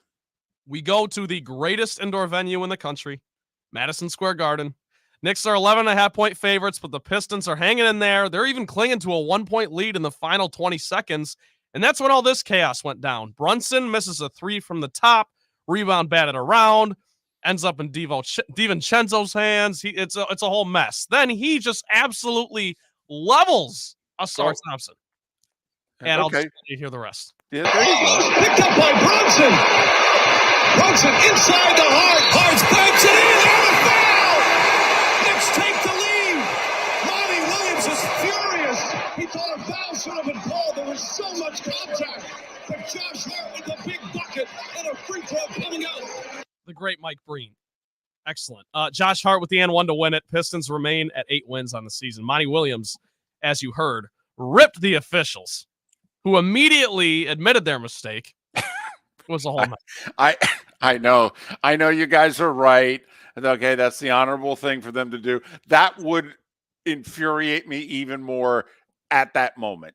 Today, I would feel better that they at least owned up to it. But in the moment, it would make me angrier. And just for you-know-what and giggles real quick, because we have a minute left, here's a little something else that happened last night in college basketball, in case you were wondering. The Mississippi Valley Delta Devils are currently on a 1-game winning streak. The Mississippi Valley Delta Devils improved to 1-27. There you go. Molly Maid play of the day. I can't believe the great Mike Breen could somehow be the play of the day over the Delta Devils snapping an 0-for-27 season. 774-5839. That's 239-774-5839 for Molly Maids. Call today. Tell them Miller and Moulton sent you and give your spouse the gift of a clean house. Could you give me a little Delta Devils? Can you hit that again? The Mississippi Valley Delta Devils are currently on a 1-game winning streak. The Mississippi Valley Delta Devils improved to 1-27. That's outstanding. That is fantastic. Miller and Moulton. We got some major college football rumors next. Mark Miller for Molly Maid. Why Molly Maid, you ask? Trust. Moulton was a customer for 15 years. Affordability. Didn't I just say Moulton was a customer for 15 years? Worry-free services. Our professional house cleaners are fully insured and a 24-hour warranty. Call Molly Maids today at 239-774-5839. That's 239-774-5839 or online at mollymaid.com/FTMYERS. That's mollymaid.com/FTMYERS. The law firm of Michael F. Hornung has successfully represented the citizens of Southwest Florida for over 30 years. As a former prosecutor, the information I know is information you need to know. If you've been arrested for a DUI, a criminal matter, or involved in an auto accident, call the law firm of Michael F. Hornung. I'm a local attorney with local knowledge to assist you through the process. For a free consultation, call 239-437-0095. That's 239-437-0095. Offices in Fort Worth. Visit Jason and Todd at the Diamond District. When choosing something of high value and personal significance, such as a diamond, you want to shop with the best, and the mall is not the place to be. Here are my friends, Jason and Todd with the Diamond District. Take a stroll in the mall, hop into a few jewelry stores, and you'll soon discover you're in the wrong place. Rings begin to look all alike. You're not finding GIA certified diamonds. You quickly realize you know more than a salesperson helping you, and all the same financing gets pushed on you. Visit Jason and me, and you'll find America's top bridal designers dealing exclusively with the Diamond District. You'll find the largest selection of GIA certified diamonds, all priced 8 to 10% over cost. You'll find educated sales consultants who have many years' experience and are not paid commissions. And you'll find Todd and me in the store nearly every day, wanting to shake your hand and welcome you to our Diamond District family. Visit Jason and Todd at the Diamond District. You're listening to Miller and Moulton on the Florida Sports Network.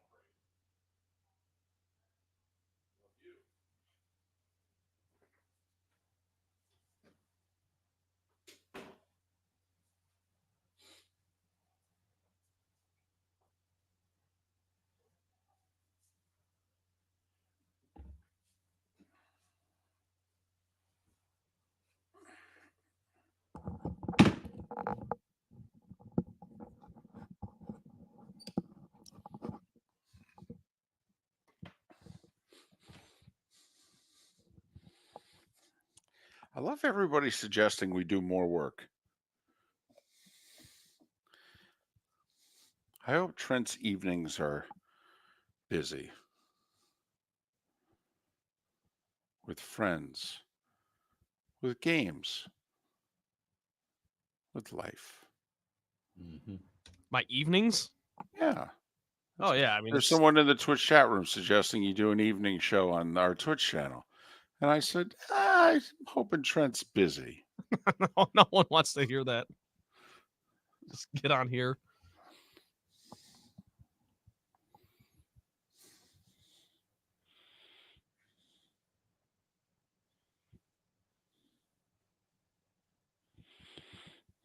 Mark?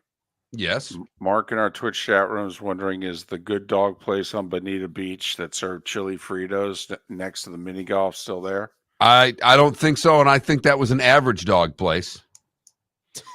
No, I'm very hard. I know the exact place he's talking about.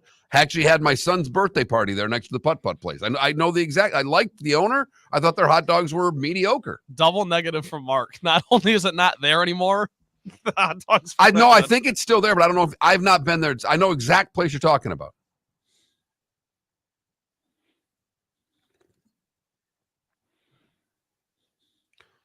Get the Detroit Coney, Michael. It was very good. It was better than the other one I got. If you like a Detroit Coney dog, the way that they serve them, if you go to any Coney place, around Greektown, then you will like it. Dog's in the casing. A little snap to it. It was very, very good. I think their fries are bad. I don't get them.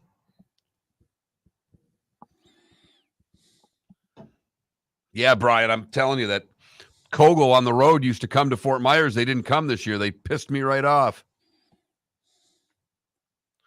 The buns could use a little work. They're steamed. They're just average.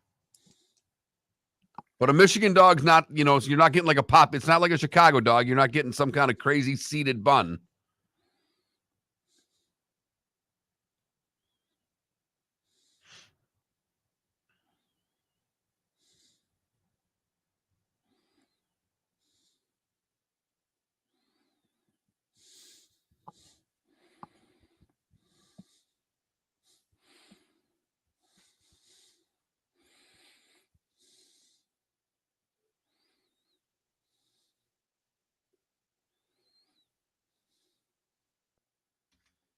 Here we go.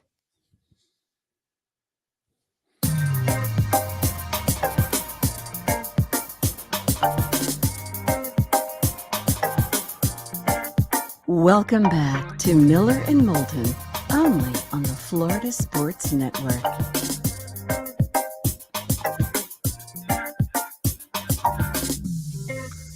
"22 minutes before the top of the hour.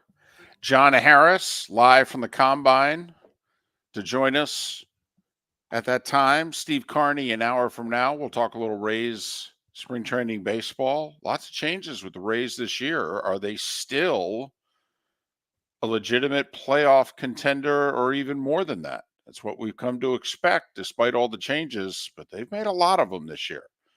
We'll talk to Steve Carney about that an hour from now. So, Greg Swaim, remember him? Oh, yeah. Conference realignment guy. Right. College football guy based out of Oklahoma. And he was probably the first one that we noticed nationally that said Pac-12 is going to get blown up and expect most of them to go to the Big 12. But he said at the very least, the four corner schools were going to go. And sure enough, that's who went first. And then, the rest went to the Big Ten and what have you. A couple more followed. We know what took place. So Greg Swaim last night, and really late yesterday afternoon, he said, yeah, buckle up, because here it comes. He said it could go all the way to 64, and they could just break away. SEC, Big 10, Big 12. They could. And that if you include Oregon State and Washington State, there's 69 Power 5 programs. And he started talking about the possibility of certain programs that are currently in conferences being kicked out of said conferences. And he said, be careful if you're a small private school. So go figure out who those schools are. But Mark, he said, yeah, the Big Ten and the SEC are coming poaching. And they're going where you'd expect. They're going to the ACC. And don't be surprised if they even take one or two from the Big 12. But there was one other thing that he said that is, I think, difficult even for you and I, who have loved this story for 14 years. I mean, we go all the way back to when Texas and Oklahoma nearly went to the Pac-12, which I believe was 2010. And the Pac-12, by the way, rejected them. At the end of the day, Texas and Oklahoma were willing to go, and the Pac-12 said no. To show you just how the Pac-12 has been this entire time. Okay. Greg Swaim said that there's a good chance Texas A&M leaves the SEC for the Big Ten. That this whole Texas coming to the SEC has honked off the folks at A&M who wanted veto power over Texas coming into the conference and had none. They counted on the Georgia-Florida alliance South Carolina alliance that, South Carolina would always want to keep Clemson out, Georgia Tech, Florida State. And so they figured they would, so there'd be 4 votes right there, and they didn't know if they needed any more. 4, I think, would have been enough. And when the alliance went away, right, that was remember, it's been 3 years. It'll be 3 years this summer when news broke of Texas and Oklahoma joining the SEC. You do remember who leaked the news? Texas A&M. And the SEC wasn't happy about that. And Texas A&M was like, yeah, our unhappiness with you far outranks your disappointment in us. But, and his point is that, you know how many kids from Texas go play for Ohio State and a couple go play for Michigan and what have you? And he said, yeah, you could actually now keep all the Texas kids home. There's no reason to go to Ohio State. And he said, oh, yeah, you make more money in the Big Ten than you do the SEC. Now, we know the obvious, if we're really going to get this crazy, and if we're really going to start poaching teams, if Coke and Pepsi are going to start poaching trade secrets, now this is a whole different level. Can you imagine that taking place? I can imagine Texas A&M wanting it to take place. I don't think Texas A&M loves their experience in the SEC. But that it puts the Big Ten where? In Texas, the one state they're not in. When they get Florida State and they get Texas and they get Miami. Now, he's talking about the Big Ten's going to stop at 20. They're at 18 beginning this football season. He thinks that they're going to go Texas A&M, and then at that point they're going to look at Notre Dame and go, now or never. But you and I are of the belief that Carolina, Virginia, Florida State, and Miami are going to the Big Ten to make 22. And then they can figure out if they want to go to 24 or not. And Greg Swaim, because people obviously went after him. You're nuts. You're crazy. He goes, well, all I know is I got this from a guy who literally has never been wrong. He goes, we all have sources. He goes, there are really good sources. He goes, and then there are the sources that have never been wrong. He goes, I got 3 guys who have never been wrong. I got this from one of those 3 guys. Okay. So February 2024, write it down. Don't know when or if this will happen, but if it does, we get to go back and go, remember Greg Swaim? Well, he also posted to me an even wilder one 4 days ago. Because the A&M to the Big Ten's nuts. The post that he had 4 days ago that he reposted this morning, this is the one I thought you were going to read, David. Okay. Wait, so A&M going to the Big Ten's not wild enough. You want to come off the top rope and go, all right, go for it. Yeah, I'll raise your Texas A&M, David. Okay. Well, listen, I'm all in right now, so you're going to clean me out in this game of poker. Notre Dame finally coming to the realization that they'll have to join a conference, and it'll be the Big Ten. Notre Dame, when they announced their new deal with NBC a few months ago, proudly said, and now we get to remain independent, which is what we've always wanted to maintain. So I'm trying to figure what in the world changed in 100 days. And remember, the guy who's taken over as athletic director of Notre Dame is coming from where? NBC. He basically negotiated the new TV deal while wearing 2 hats. I don't know if the winning the conference thing, that's the only thing that's changed, David, is in order to get a top seed, you have to be a conference champion. That's what's changed. Although we knew that was coming that way, but that's the only thing to me that's different? There was a national discussion that broke out late last week. It started talking about Indiana basketball, but that wasn't interesting enough for the national talking heads. So they had to bring someone else into the discussion. And it started out as, is Indiana still a blue blood? Can Indiana ever be Indiana again? And then somebody said, well, isn't Indiana basketball just Notre Dame football? Last national championship for Indiana basketball, 87. Last national championship for Notre Dame football, 88. Indiana went to a Final Four in 92. Indiana played for the national title in 01 or 02 with Mike Davis. So, and I don't think they've advanced past the Sweet 16 in those 20 plus years. And, Notre Dame played for the national title in 2012 and have made 2 college football playoffs since. I mean, 3 of the last 12 seasons, they've been in the mix for the national championship, yet they're seen as Wisconsin. A good program, but nothing special. Not elite. Well, when your coach leaves Notre Dame to go to LSU,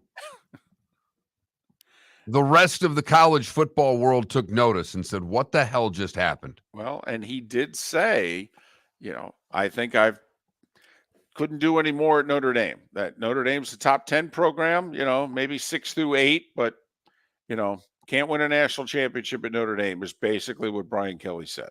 I can get players here. I can win a national championship at LSU. I don't think I can do it at Notre Dame. So I saw the Notre Dame stuff, and just because of who it came from, and he's been so accurate with his predictions of what's happening to conference realignment, that one took me back. I have to admit, I think there's a better chance of A&M to the Big Ten than there is of Notre Dame to the Big Ten. Mark, they've had so many chances. It's a standing invite.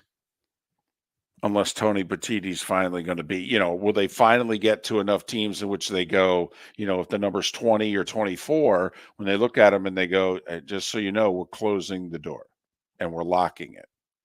There is no more room for you. The Huskies in Texas A&M this week on Big Ten Network.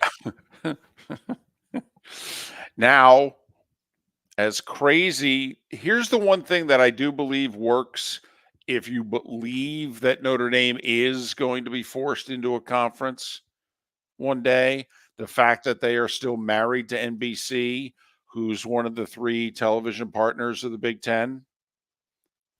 And I do think that the other 2 networks and the conference, if Notre Dame said we'll join, but NBC has to have our home games, I actually think the other 2 networks would go along with it, because then they would look at them and go, well, we'll split your road games 3 and 3. And in Fox's case, a couple of the lesser games, if that means Big Ten Network, well, Fox owns that. So I actually think the networks would, to get Notre Dame, I think the networks would play ball. And for a little added prestige that they would add to the Big Ten, just a little bit, okay, that I think the powers that be in the Big Ten would grit their teeth and go, all right, we'll do it for now, but this TV contract expires in 2031. Catholics versus the convicts on Big Ten Network. Oh, that'd be hysterical. That would be amazing if Notre Dame Miami was a conference game. Oh, in the Big Ten. In the Big Ten. Right. Golly. Poll question. What's more likely to happen? A&M to the Big Ten, Notre Dame to the Big Ten? Let's get it up. No. I'm not saying that, because, people will be like, you guys are idiots, morons. None of it's going to happen. I'm just asking you. It's my $20, because I actually think it's A&M. Somehow David, I've always thought that there's a point in which Notre Dame will join the Big Ten.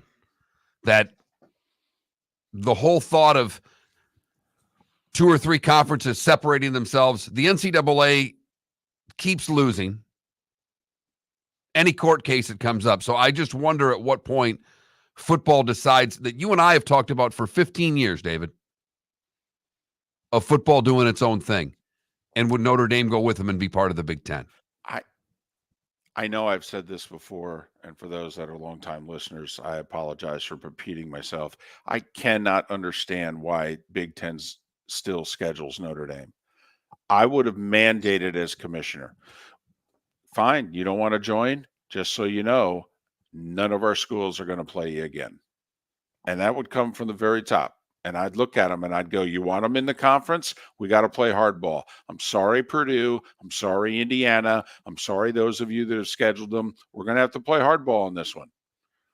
Hey, Oklahoma and Nebraska stop playing football. Texas and Texas A&M stop playing football. Pitt and West Virginia stop playing football. The world still goes on its axis just fine. What's funny is a lot of them largely have, but then Ohio State schedules them. I know, but what I'm saying I know what you're saying. I know exactly what you're saying. I would have sat down and said they're dead to us. But the long-standing rivalries quit playing. I don't know why they've allowed other schools to schedule them. I'm with you 100% on this. If we want them to have to leave their independence and join a conference, then we have to push them to the side and say, you're dead to us. Trust me, they're not going to schedule a bunch of SEC teams to fill out their schedule. Miller and Moulton. We'll switch gears and talk the Combine with John Harris. He's next right here on the Florida Sports Network. The law firm of Michael F. Hornung specializes in criminal defense, DUI, personal injury, nursing home claims, and auto accidents. I'm a former prosecutor with over 34 years of experience. The information I know is information you need to know. If you've been arrested for a DUI, time is of the essence to maintain your driving privileges. Call the law firm of Michael F. Hornung for a free consultation. At the law firm of Michael F. Hornung, we are committed to excellence in your representation. Being a local attorney with local knowledge is clutch to the success of your case. For over 30 years, we have successfully represented the citizens of Southwest Florida. For a free consultation, call 239-437-0095. That's 239-437-0095. Our offices are conveniently located in Fort Myers. Visit online at mfh-law.com. Visit Jason and Todd at the Diamond District. If you're in love and thinking about a diamond, you'll want to hear from my friends Jason and Todd at the Diamond District. When purchasing a diamond, you deserve a relaxed, stress-free, and educational experience. You want to have a good time and feel comfortable. You want selection, quality, and value. At the Diamond District, you'll get it all. With our team of non-commissioned diamond advisors, no one's in a rush.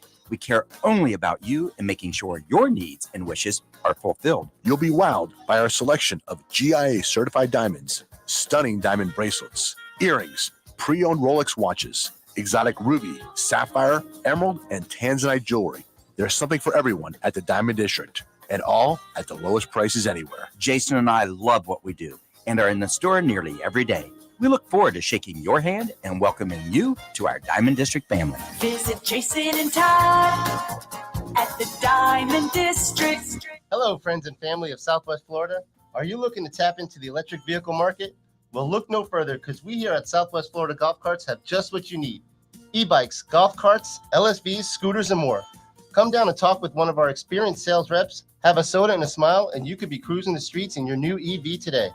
Stop by the store or visit our website at flgolfcarts.com and enter for a chance to win $100 off your next purchase by answering John's monthly sports question.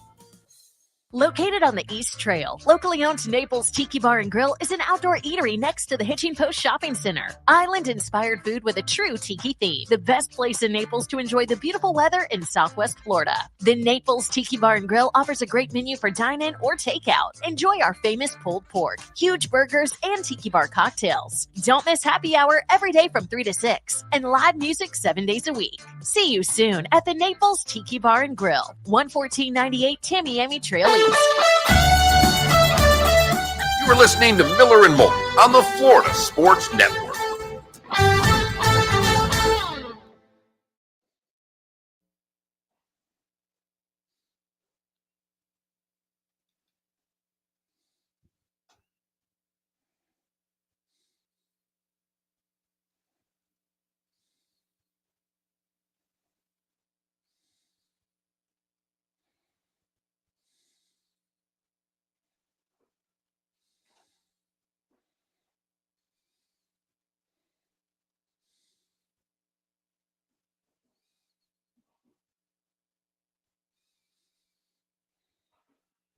It is really a tough argument when your daughter's trying to buy a stupid Stanley Cup thing and you're just like, no. And she's like, why? And it's because I said so.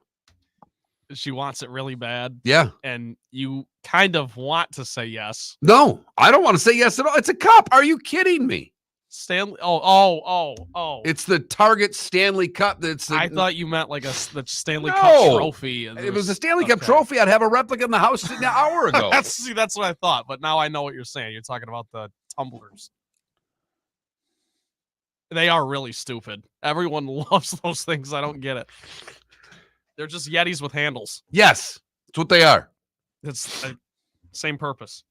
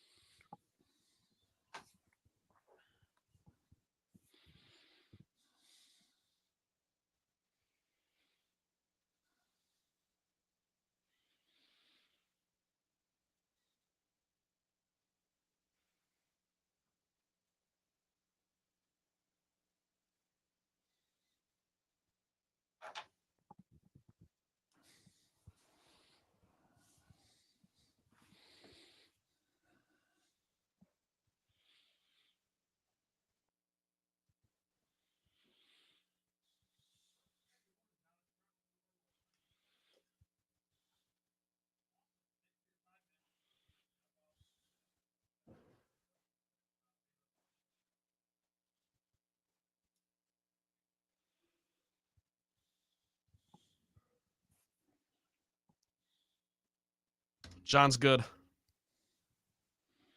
He's a good guy, too.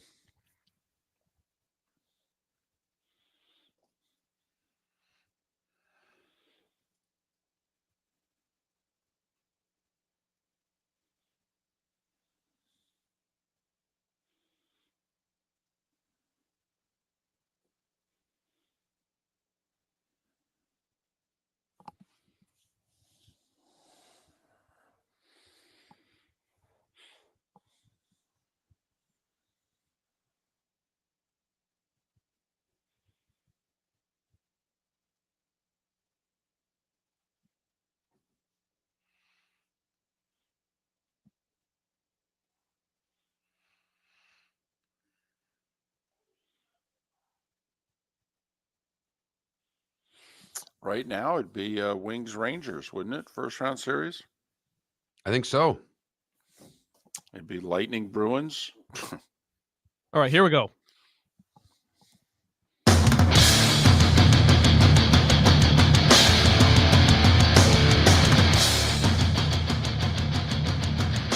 You are listening to Miller and Moulton, exclusively on the Florida Sports Network. And now, here's Mark Miller and David Moulton. Third and final hour of Miller and Moulton on this final Tuesday of February. Thanks so much for being with us. Seth Everett and Pat Kerwin on the show tomorrow. Steve Carney to talk some Rays and spring training baseball in a little more than a half an hour. John Harris is kind enough to join us once again. He is live in the Combine in Indianapolis. He is a TV and radio analyst for the Houston Texans and their radio network. He also is a big part of footballtakeover.com. Footballtakeover.com. If you are into the draft and all the prep leading up to it, make sure you find footballtakeover.com. You can follow John on Twix, Twitter/X at the letter J Harris Football. J Harris Football. John, it's David and Mark. Hope Indy is treating you well. How are you? I'm doing well. I showed up in Indy yesterday and it was 70 degrees. I didn't know what to do myself. I mean, we always play up here in December, January, and then we come up for the Combine, and it's always 20 degrees and snowing. And we walked out yesterday, it was 70. So I hope that's a harbinger of good things for my Texans after a pretty good year we had in 2023. All right, going into the Combine, obviously the quarterbacks are the talk. I know most of them aren't going to throw, but this is an interesting draft in which quarterbacks are going to go very high. There's 5 guys that could go in the first round. I mean, this is going to be a crazy draft this year, isn't it, John? Yeah, it really is. I mean, every year that you have a number of quarterbacks, it's funny. I just thinking back to the years that we've had quarterbacks, a decent class of quarterbacks. Oh, this draft is intriguing. It's polarizing. It definitely is. These quarterbacks will kind of be all over the place. I think this year's set of quarterbacks, if you compare it to last year, like last year, every single quarterback had a knock against them. Anthony Richardson had never played, even though he looked like a defensive tackle. Bryce Young was 5'9". C.J. Stroud, apparently screwed up an S2 test. They all had something. Will Levis, ate mayonnaise in his coffee, and he really, was not all that great. This year's quarterbacks, you look at him and go, well, Caleb Williams does pretty much everything. People compliment Patrick Mahomes. I can't do that. That's one comp I'll never make. I won't comp anybody at Patrick Mahomes at this point. But Caleb Williams does things in the football field we haven't seen anybody do. Drake May is 6'5", 220, runs like a deer and throws like Dan Marino in some sense.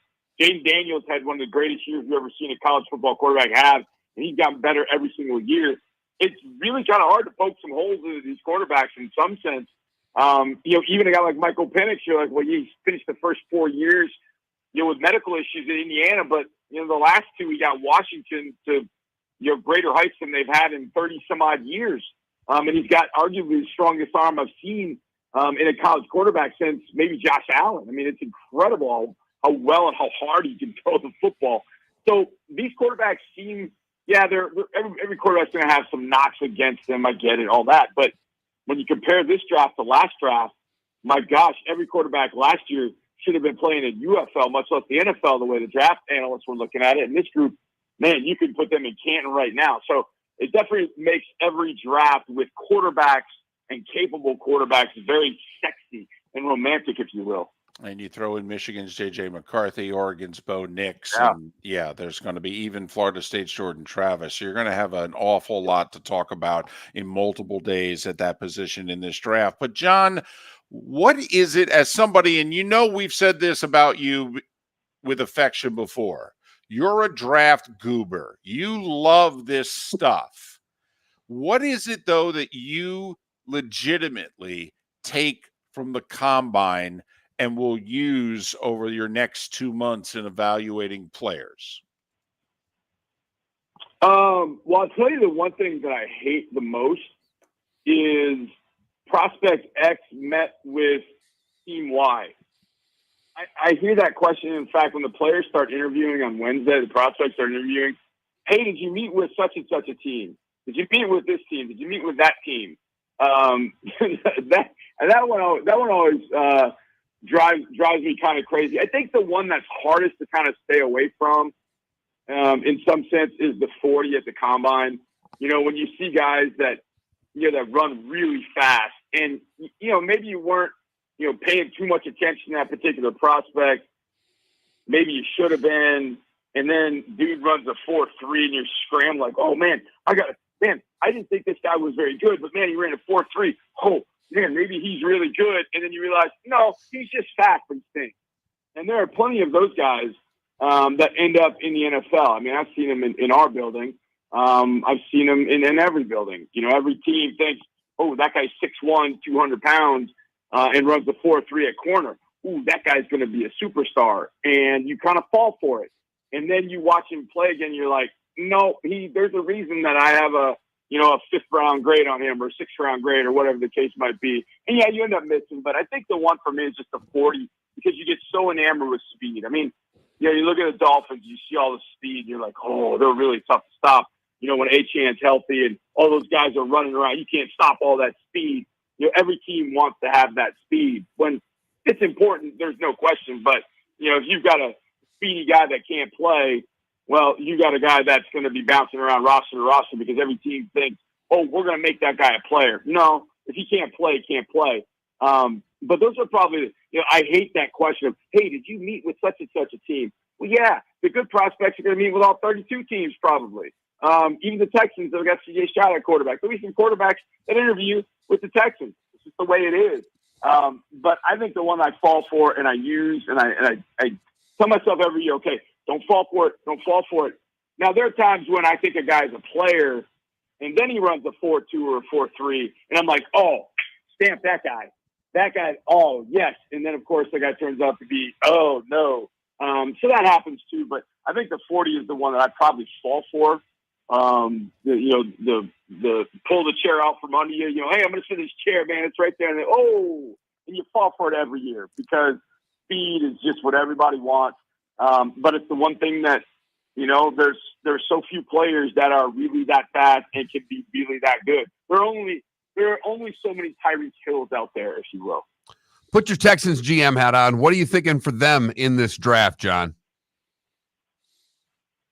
Well, I think the first spot is going to be defensive end. I know it sounds weird after getting Will Anderson last year, but, we had some veterans we brought on. We had some injuries at that position. And I don't know whether the team's going to bring back John Grenard. And I think John did a really great job this past year. But he's had injury history. I feel bad for him. He came in during COVID. He's had all kinds of coaches. And we went through 3 years of hell. And we finally have a good year. He has a great year. And I don't know if they're going to bring him back. I would love for them to bring him back. And if they do, I'd probably change my mind. But I still feel like defensive end, defensive line, maybe there's a guy with some inside-outside dual threat kind of abilities like Darius Robinson from Missouri, or the guy that could play inside-outside, 6'5", 6'6", 289, that can kind of do it both.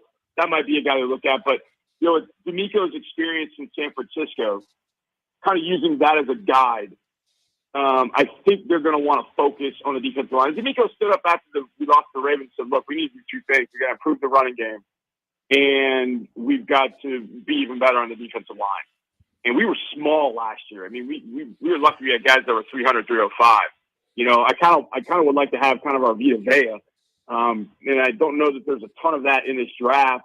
Rondre Sweat from Texas is 370 plus. He didn't even weigh at the Senior Bowl. He walked past the scale like it was a vegetable and just said, no, not today. So, he's got to be 270 or 375. And I don't know if to that extent, I wouldn't take him at 23, but I do think there are going to be some edge players that are sitting there at 23. And I just saw the news this morning about Shaq Barrett. And it's like my eyes kind of lit up. And I know Shaq probably wasn't what he was a couple of years ago, but when you start just seeing veterans that have had some pelts on the wall, have some experience, can help you like, hey, wait a second, is that a guy we're going to look at? So pretty much every edge player, defensive line player that is a cap casualty or is a free agent, we're going to take a look at. But I think when it comes to it at 23, I think there are going to be some options. Maybe Latu from UCLA falls there at 23. Chop Robinson from Penn State, could fall there at 23. So that's really where I think they'd be looking. Wide receiver, I think maybe second, third round, possibly. Such a deep receiver draft. And they're pretty good with Nico Collins and Tank Dell right now. So I feel like defensive line is where this group has to get better and bigger. And I think they can do that with both cap casualty signings, with free agent signings, and then also in the draft. All right, John, we only have a couple minutes left. What was it about C.J. Stroud that even the Texans folks went, holy blank, he's better than we thought? Man, I tried to tell everybody in Houston, guys, it was so interesting. With that number 2 pick, people were dog cussing the Texans for beating the Bears, and I kept telling them, I'm like, look, If it's not Stroud, it's Bryce. If it's not Bryce, it's Stroud. We'll be okay. We're going to get a good quarterback. And I do think that if Bryce had gotten in Houston, he would have much more success than he had in Carolina. But that's a different story for a different day. I think CJ's understanding of the game and his uncanny accuracy. And I mean, I saw the accuracy. I was telling him, like, hey, this dude could throw a football into a spot where you don't even think you can throw it to. I kept reminding people, I kept telling them, like, man. And at the end of the year, people were finally like, yeah, John, you're right. I'm like, yeah, I was right. But even I didn't see that coming. His poise, his calm, his accuracy was just unbelievable. But his understanding of the game was just incredible. I mean, he picked up on the offense really, really quickly. And D'Amico said this a lot. He didn't make the same mistake twice. And when you don't make the same mistake twice, you get better and better. And then all of a sudden the confidence grew. And he had, a veteran wide receiver, Rob Woods, who helped him. Tank Dell was a deep threat and did anything he wanted. And Nico Collins turned into a number one wide receiver in the league with CJ's help. But there's just this confidence when he stood on the field. I'm telling you, we played Tampa and there were 46 seconds left and we looked up and we were, down for like, he's got a shot at this. This is going to be kind of fun to watch what he does. I think he went right down the field. I mean, it was incredible what he was able to do. And it was like that game just built more and more confidence in him. But, that whole SQ test thing, you think, oh, he's a dummy. He doesn't know. Boy, he knows football as much as anybody I've ever seen come into our building. And he's incredible when he talks about it. He understands everything that's going on the field. He is just a blessing to have in Houston. Loves Houston. Just a great, great young man. And I'm so glad that Carolina passed on him and we got him in Houston because he's going to be our guy for a long time. He's John Harris, joining us live from the Combine in Indianapolis. He's TV radio with the Texans. You can read his stuff at HoustonTexans.com, but he covers the league at FootballTakeover.com, FootballTakeover.com. Follow him on Twitter/X at the letter J Harris Football, J Harris Football. John, enjoy your week. Thanks for your time. All the best to the family. Absolutely, gentlemen. It's great to be back on. Talk to you anytime. Take care. John Harris, kind enough to join us once again. And yes, Shaq Barrett expected to be released by the Bucs today. Hello, friends and family of Southwest Florida. Are you looking to tap into the electric vehicle market? Well, look no further because we here at Southwest Florida Golf Carts have just what you need. E-bikes, golf carts, LSVs, scooters, and more. Come down and talk with one of our experienced sales reps, have a soda and a smile, and you could be cruising the streets in your new EV today. Stop by the store or visit our website at flgolfcarts.com and enter for a chance to win $100 off your next purchase by answering John's monthly sports question. Visit Jason and Todd at the Diamond District. Hi, I'm Jason. And I'm Todd with the Diamond District. I believe in complete transparency. If you're shopping for diamonds in Naples, you're paying too much. If you're shopping in the Cape or Fort Myers, you also won't see the selection you deserve to have. If you're online, there's no human connection, and you won't know if your diamond is beautiful or not until it shows up in the mail. Just because it's GIA certified doesn't mean it's brilliant. There's so much more to a diamond than its cut, color, and clarity that makes it beautiful. Visit us at the Diamond District for a non-commission and educational presentation and quit paying more in Naples or buying blind from the internet. The Diamond District has the rarest diamonds from half carat to 10 carats. You won't find a bigger selection or better value. And you won't find a better buying experience. Jason and I are in the store nearly every day, and we look forward to shaking your hand and welcoming you to our Diamond District family. At the Diamond District. Located on the East Trail, locally owned Naples Tiki Bar and Grill is an outdoor eatery next to the Hitching Post Shopping Center. Island-inspired food with a true tiki theme. The best place in Naples to enjoy the beautiful weather in Southwest Florida. The Naples Tiki Bar and Grill offers a great menu for dine-in or takeout. Enjoy our famous pulled pork, huge burgers, and tiki bar cocktails. Don't miss happy hour every day from 3 to 6 and live music 7 days a week. See you soon at the Naples Tiki Bar and Grill, 11498 Tamiami Trail East. You were listening to Miller and Moulton on the Florida Sports Network.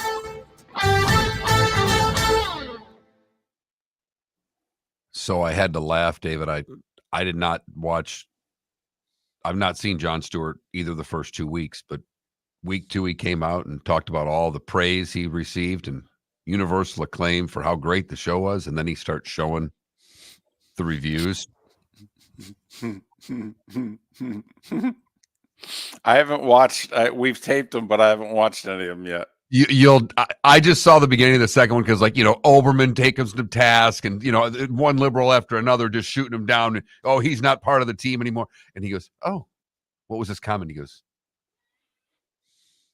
something about, well, because what democracy doesn't need is discussion.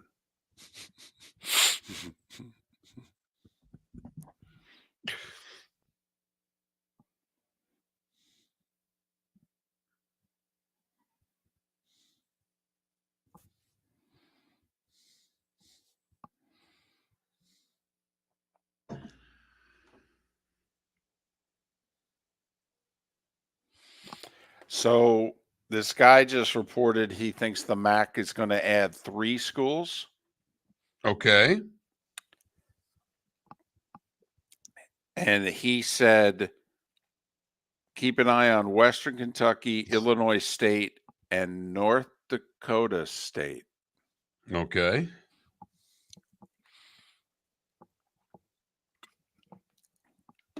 What's the furthest MAC school west? Buffalo West? Is there a school in Wisconsin? No. So it'd be somewhere in Illinois, northern Illinois? Yes. I mean, that's basically Chicago. Yeah, northern Illinois.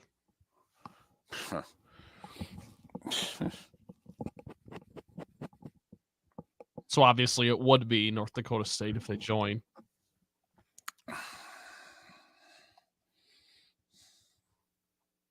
If Middle Tennessee joins, that'll be the furthest south.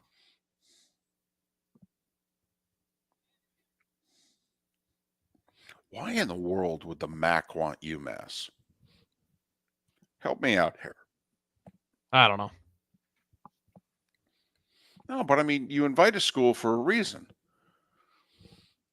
Then you're inviting that school thinking, well, we're going to have to add at least one more. Help me out here. Where's the additional revenue coming from? Are they worried about schools leaving the MAC?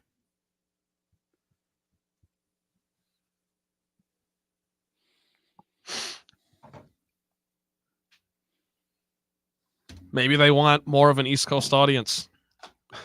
UMass? I don't know. I'm just trying to think.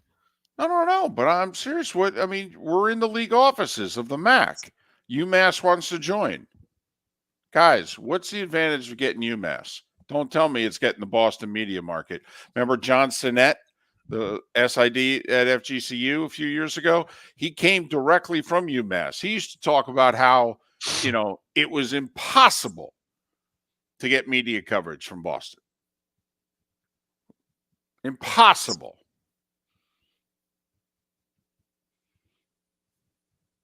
The natural rivalry with Buffalo. Right.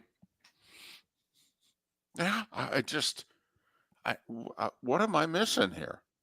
They suck at football. They're mediocre at basketball. Now they have the potential, but I mean,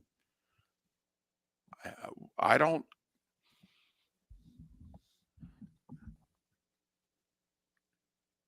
I'd add Belmont before I'd add UMass.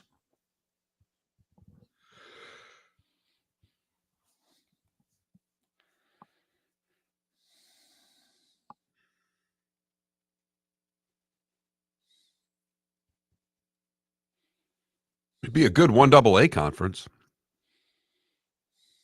Or FCS or whatever.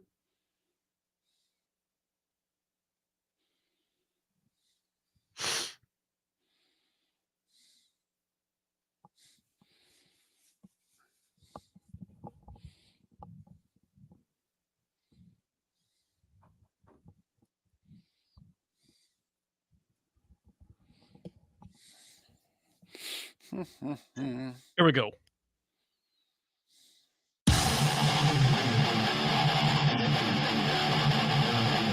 You're listening to Miller and Moulton, exclusively on the Florida Sports Network. Miller and Moulton, the Florida Sports Network. Thanks so much for being with us. Steve Carney talk some Rays baseball and a few other things having to do with baseball with Steve coming up in just a bit. So the Bucks don't pick up the $15 million option on Shaq Barrett. I mean, in theory, they could bring him back for less, but I mean, if we were him, we'd probably test the market and see whether or not anybody else willing to give us a little more money than what Tampa may or may not be willing to give. But everybody's got more money than they thought a week ago at this time, Mark. Got 10, 12, 15 million in some cases more than what they thought they were going to have. That's kind of nice. Highest jump ever in the camp. Yeah, 30 million. 30 plus million it jumped. 255.4, I think. Well, and they said, well, they didn't use these words, but if you read between the lines, I mean, you can expect this every year going forward because, you know, they apparently had debts they had to pay because of the pandemic. And the thought was they still owed some money. Well, no, players don't owe money. Owners don't owe money. So this is all because of the year one of the TV contract. Well, it's an 11-year TV deal. It ain't going down. So what are we missing here? No, revenues are up. Salary cap will continue to go up. And you and I had talked about this. We knew the numbers were going up, but the pandemic obviously put a huge damper on what was happening in the NFL in regards to their salary cap. So now that that's done, you should see these type of increases every year, which is why we talked about quarterback contracts and why they would be affordable down the road. I think we're going to end up being a year off. You and I said a few years ago, in fact, I don't even know if this was in Act 3. It might have still been in Act 2, when we said by 2025, the cap would be $300 million. Well, it's 255 and change for 2024. If it goes up another 25, 30 million, you're in the 280 range, and you figure you'll get to 300 for 2026. So we're going to be a year off. Now, granted, you sign people to contracts. In theory, they get more each year for a while. So, a lot of times teams increase in salary cap. It's already spent just from guys going from year 2 to year 3 in their contract, et cetera. But, Mark, that's the big thing. I mean, Josh Allen and Burrow and Mahomes and Lamar Jackson, they're all signed for 4 more years minimum. Minimum. Well, now the cap's going up half their salary every year. I mean, think about it. By 2027, when we have a cap that's $350 million or $330, I mean, hell, you pay your quarterback $55 million, it's 16, 17% of the cap. That's fine. That's no problem. No, what you didn't want to do is get it over 20. That's where you start having problems managing your cap. But also think about the teams that may be drafting a quarterback this year and where the cap's going to go while they're playing on their rookie deal. Oh my goodness, do you have money to spend on everyone around them? I mean, this is why, I don't want to get this fan base really excited, but man, if the Bears have a good offseason with the Commanders have 85 million. They're going to take a quarterback at 2. What if they get it right? I mean, they can be good quickly. And we think Dallas is nearing the end of their window and Philly's nearing the end of their current window and the Giants are a mess. I mean, look at Green Bay with how young and how cheap and how much money they have. Now they're going to have to pay Jordan Love here in a year, but so what? I mean, Mark, imagine these teams. I mean, look what we just talked with, a Houston Texans guy. Well, look what happened to them. They got the quarterback right at 2. They got the quarterback right. Their offensive line that got healthy during the year is all locked in for next year. They've got some defensive unrestricted free agents they've got to deal with. But they, as you said, have that quarterback on what? A rookie deal now. You know, the Bears are picking first. Were they a 7-win team? 6, 7-win team? I mean, the roster's not awful. It's got holes. It's not awful. It's not the Patriots roster. You know, the Commanders roster is not the Patriots roster. Think of where the cap is going. Think of where both those franchises are under the cap now. And they're going to get a quarterback on a rookie deal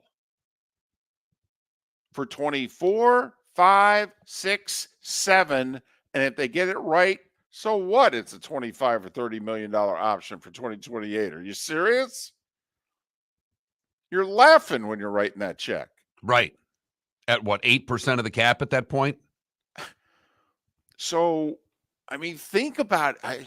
I hate to do it to Bears fans, but man, oh man, if they can nail this offseason. I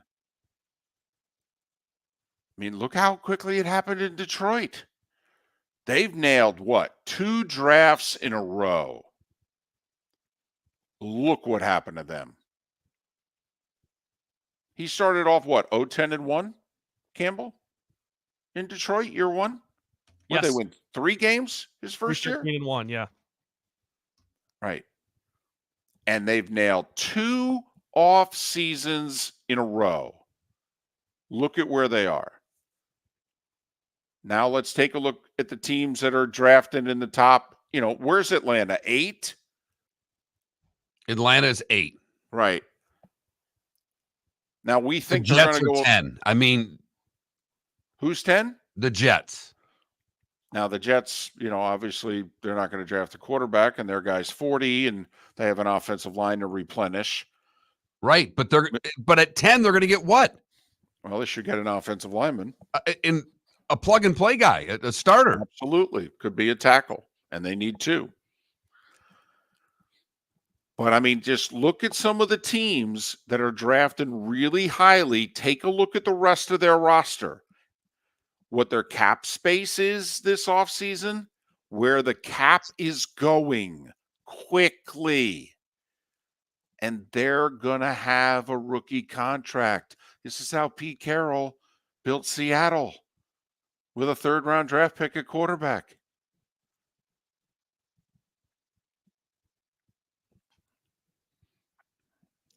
You know, Colin Cowherd picked the Commanders to win the division next year. No, he says a lot of things, obviously. But he said, roster's not bad. They got 75, 80 million. They're going to draft Drake May. He's all in on Drake May. He thinks he's Justin Herbert.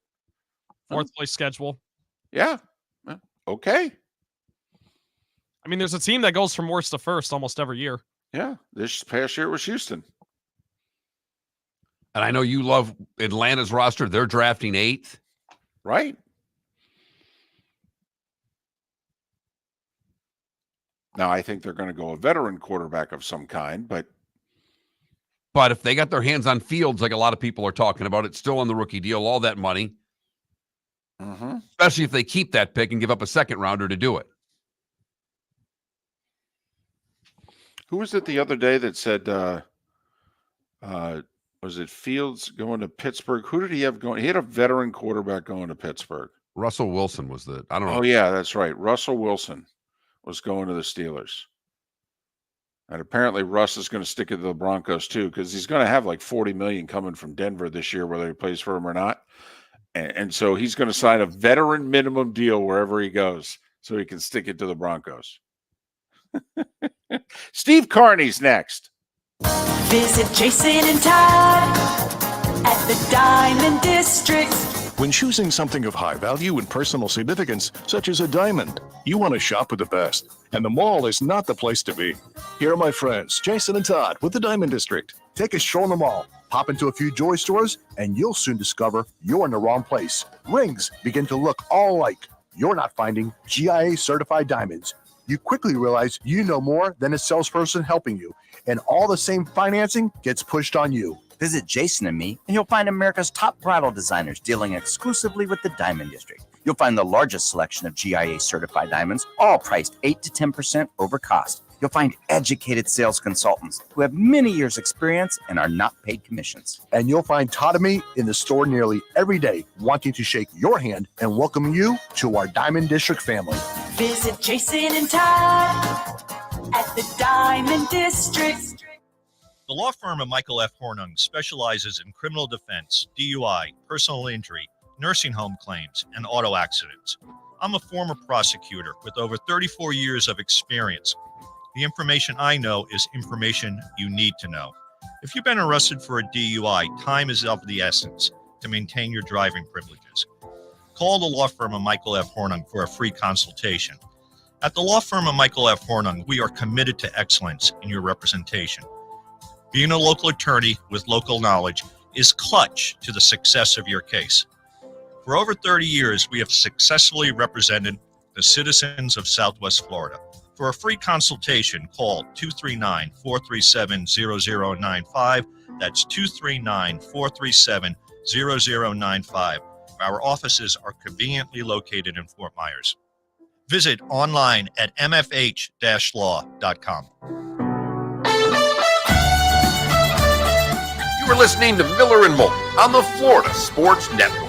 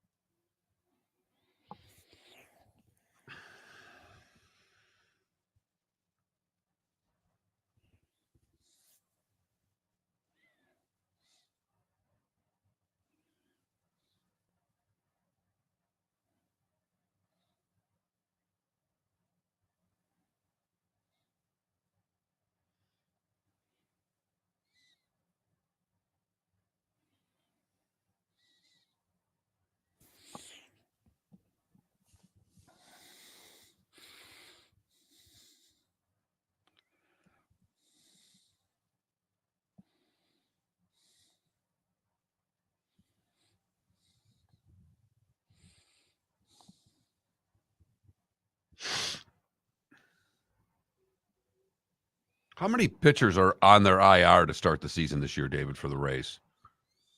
Is everybody healthy or no? I don't know. Well, McClanahan's out for the year, right? Right.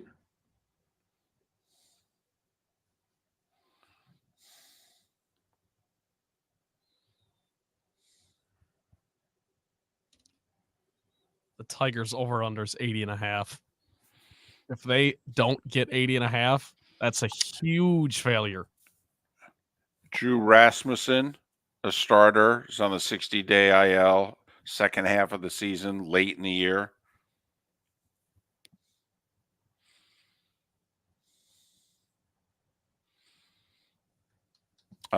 Jeffrey Springs, he was their number 4 or 5 starter last year. He's July or August. So they've just got to hold on and hope these guys come back. Shane Baz is going to miss the start of the year.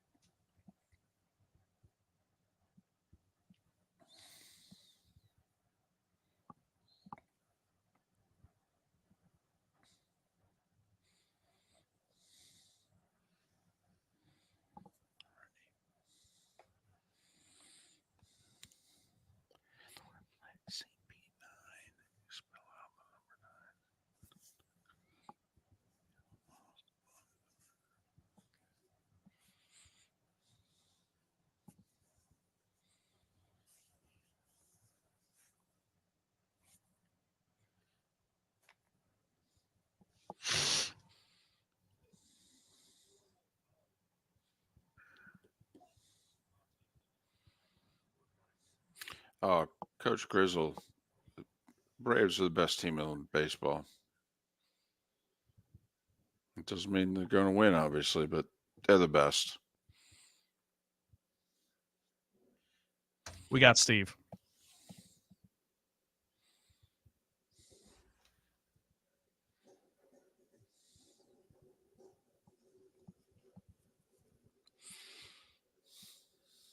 Been saying it for 3 years.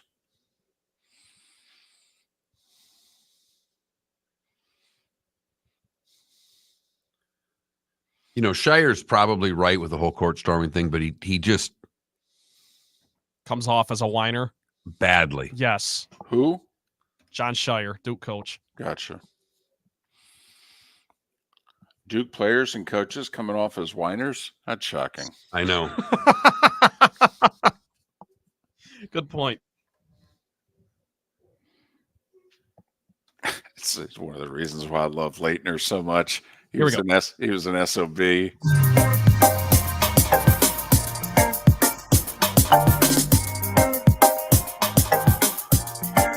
Welcome back to Miller and Moulton, only on the Florida Sports Network.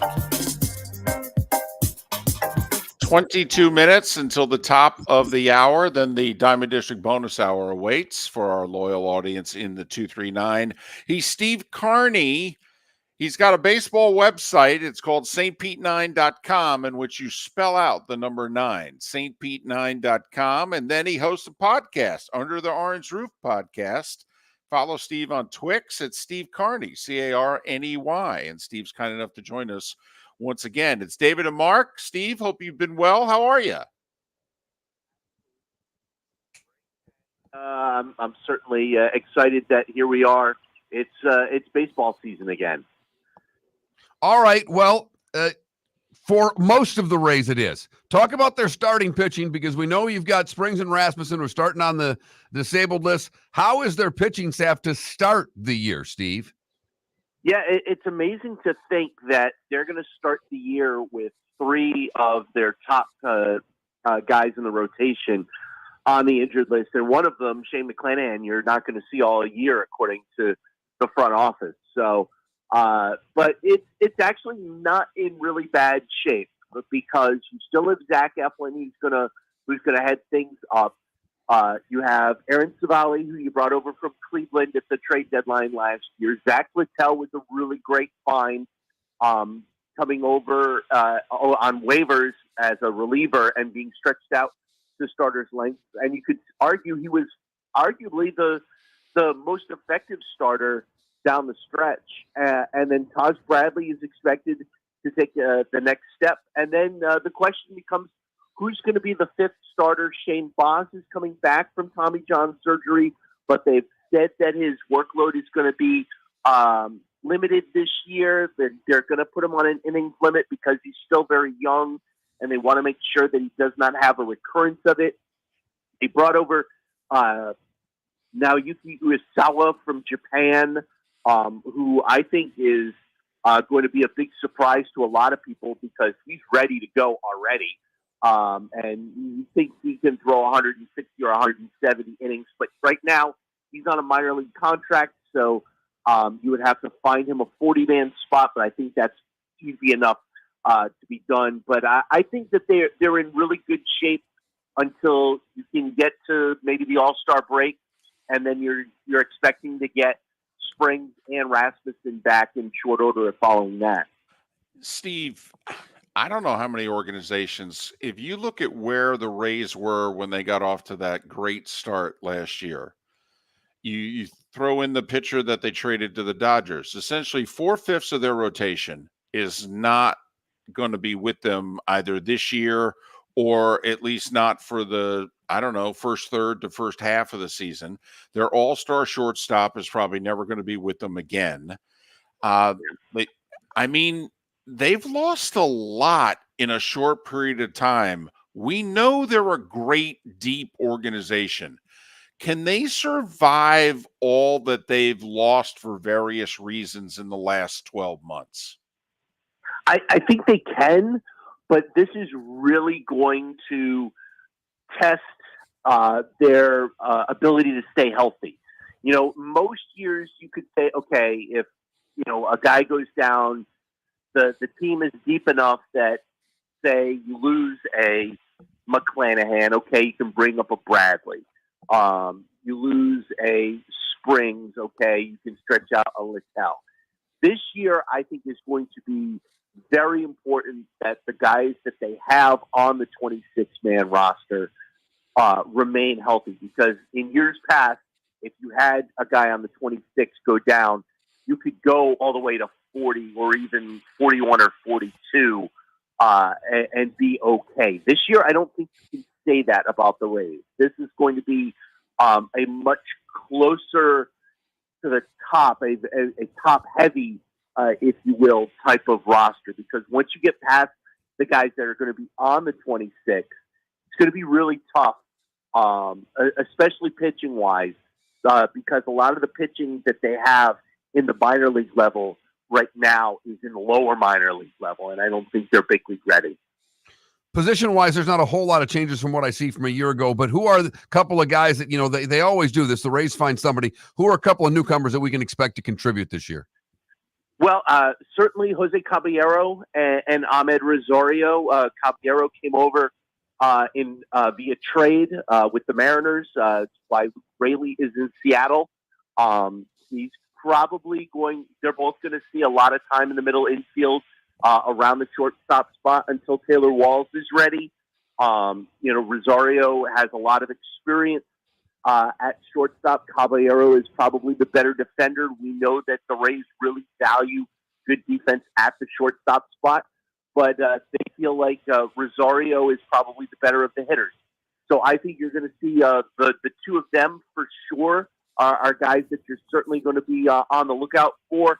And the question is going to be, who's going to be the second catcher? Right now, the Rays only have one on the 40-man roster, Rene Pinto. They expect him to take a bulk of the time. The question then becomes, is Alex Jackson going to be the guy that is your backup catcher? Do they go outside the organization? Because I certainly think that is a possibility that we may not have the backup catcher on the team as of right now. The Rosario signing is the best value of the offseason by any team. That was an amazing signing for $1.5 million. He's a minimum 300 at-bats guy. He can play second, short, or center field. He's a good right-handed hitter against lefties. It's an unbelievable. The Marlins needed a shortstop all offseason, and Rosario signs for $1.5 million with the Rays. I cannot believe that they pulled that off. Do they have enough offense, though, Steve? Their offense the last couple postseasons has been non-existent, but it's been a good regular season offense, but a bad October offense. Do they have a good enough regular season offense? Yeah, that's going to be the big question. Obviously, Yandy Diaz had a career year last year, and they certainly expect him to have a similar type of year this year. Randy Arozarena, Isaac Paredes also had really big years offensively. I would think that the three of them are going to be the three that you're going to have to build things around now that Rayleigh is gone. And add Josh Lowe into the mix as well. So between those four, I would think that you could build your nucleus around them and then kind of surround that. But I think that they can. But again, it's going to come down to health of these guys, because as I've mentioned, this team is not as deep this year as it has been in years past. Steve, off the field, what's the latest, with the stadium? Where are we at? Everything was done, and then nothing's happened. So where are we right now? Yeah, right now we are still waiting on the politicians to finish off the doling out of the cash and making sure that the money is going to be there for the time that they put the shovel in the ground. I think that's going to happen here in the next couple of months. I think it got pushed back to April as of right now. It may end up being May before they end up actually having this vote. But I think we're going to see shovels in the ground sometime before the end of this calendar year, and then and then everything becomes a reality. I think we've all been saying, wait until, call me when you put the shovel in the ground. I think that's going to happen this year. Is there any chance, Steve, like there's a couple of veterans out there, and they're obviously not close to the players that they were, but Evan Longoria, we all know his connection with the Rays, Joey Votto, is there any chance that either one could be one of those 1 year, $1.5 million signings that could play a role with this team, or do they just not fit? I don't see, as much as I like Evan, I don't see him as a fit on the team. Whose space are you going to give him to have him on the roster? Right now, I can't find someone, especially because they signed Ahmed Rosario to a deal that I just don't see, because at this point, I don't see either Junior Caminero or Curtis Meade making the team out of camp. And so now if you sign Longoria, now somebody else isn't going to make the team out of camp, and it's already somebody that's on the 40-man roster. So I just don't see that. And I think the same thing goes with Joey Votto. Plus, I just don't see Joey Votto signing anywhere other than Cincinnati, just because of his connection with the Reds, and the Reds obviously have decided to move on. The guy that I've talked about on stpete9.com that interests me the most is JD Martinez. Especially as a right-handed power bat. The two things that go against him is A, he's only a DH, so his positional flexibility is so limited. Then he's a Morris guy, and coming off of a bounce back year at 36. If he was willing to take $10 million again this year, maybe you think about it. But he was a 2.2 WAR guy, and knowing Boris, he wants $18 million this year for JD Martinez, and that's way out of the Rays price range. All right, final question. Are they a fourth-place team this year? Which in that division, by the way, you could still be a good team. You could, in theory, still be a playoff team. But, Steve, they got a lot of ifs. They need to stay healthy. They're really taxing the depth of their system this year. Yankees are improved. Orioles were better than them last year. Toronto was neck and neck with them last year. Are they a fourth-place team today? Well, I think that they could be a fourth-place team, and they could be a first-place team, because that's how tight the top of the American League East is outside of Boston. I think that any one of those four teams could be a first-place team. Any one of those teams could be a fourth-place team. And as you mentioned, fourth place in the American League East last year made the playoffs. So I think that it is a possibility that they could be a fourth-place team.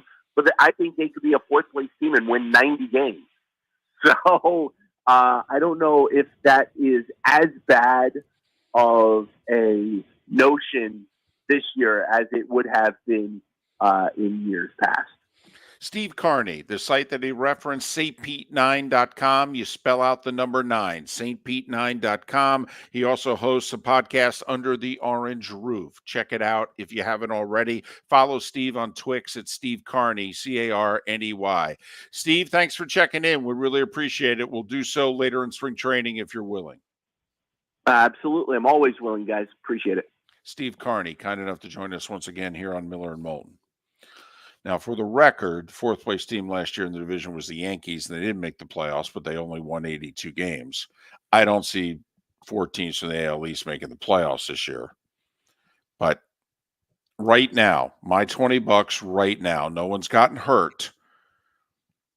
I agree with David Samson, who we had on much earlier on the show, in which he doesn't think the Orioles, win 101 games again.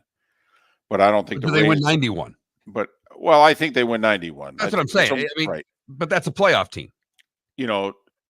This is a make it happen year for Toronto, or people are getting fired. So I think the Jays will be very aggressive during the season in acquiring people. The Yankees are better. They're going to hit 6 million home runs this year. They are. Right now, betting against the Rays is a dumb bet, but what's their over under? Like 86.5? I mean, it's, that's not in the American League. That's not a playoff team. In the National League, that's a playoff team. American League, that's not a playoff team. 84.5 is the number on DraftKings. Well, then I'd go over that. They're the Rays. But I don't know if I'd bet them to make the playoffs this year, Mark. I think they could be like an 87 win non-playoff team this year. They get some serious help in frontline starting in the second half of the year. I like his thought, though. I wouldn't mind them spending a little bit of money. 10, 12 million for JD Martinez. They could use another bat.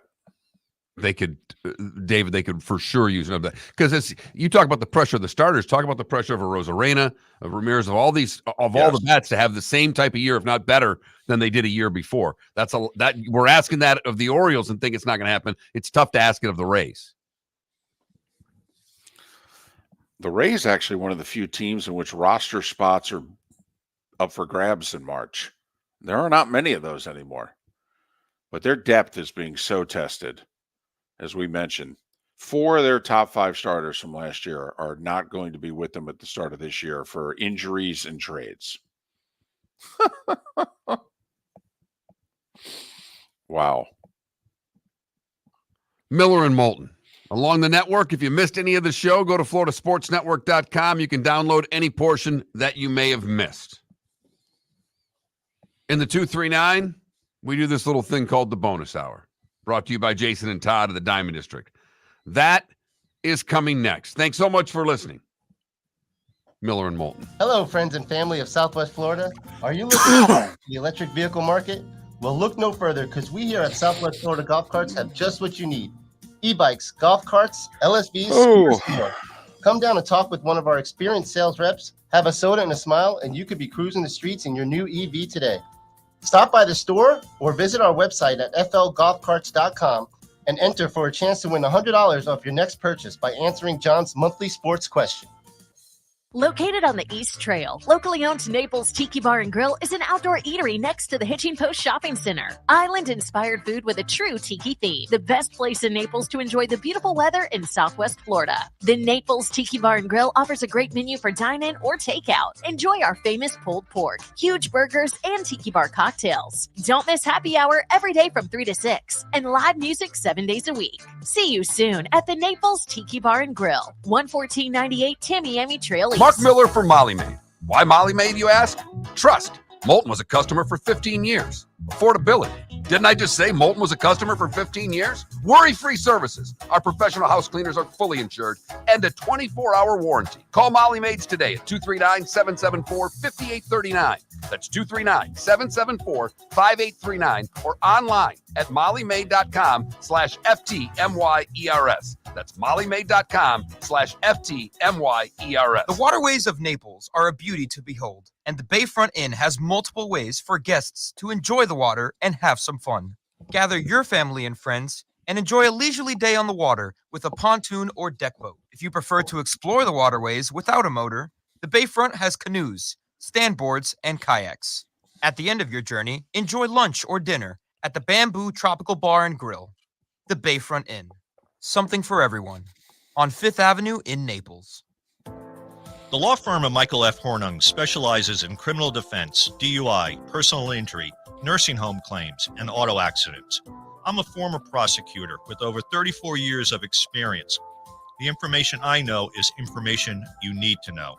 If you've been arrested for a DUI, time is of the essence to maintain your driving privileges. Call the law firm of Michael F. Hornung for a free consultation. At the law firm of Michael F. Hornung, we are committed to excellence in your representation. Being a local attorney with local knowledge is clutch to the success of your case. For over 30 years, we have successfully represented the citizens of Southwest Florida. For a free consultation, call 239-437-0095. That's 239-437-0095. Our offices are conveniently located in Fort Myers. Visit online at mfh-law.com. You are listening to Miller and Moulton on the Florida Sports Network.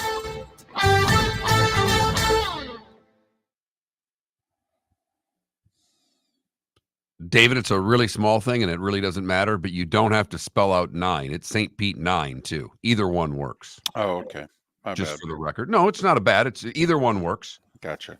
And literally the bottom third of the screen, how does Bronny's draft status affect LeBron, was just on screen.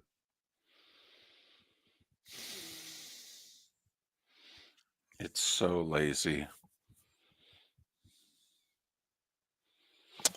Bud Elliott and the folks at 24/7, I think that's who it is. No, their Cover 3 podcast this morning. This is fascinating. How far off are we from eliminating? I guess he did this last night.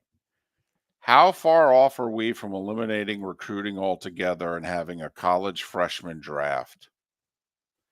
The schools would want it. No league wants to pay big acquisition costs for unproven talent, and unions eat their young, so they'd cave.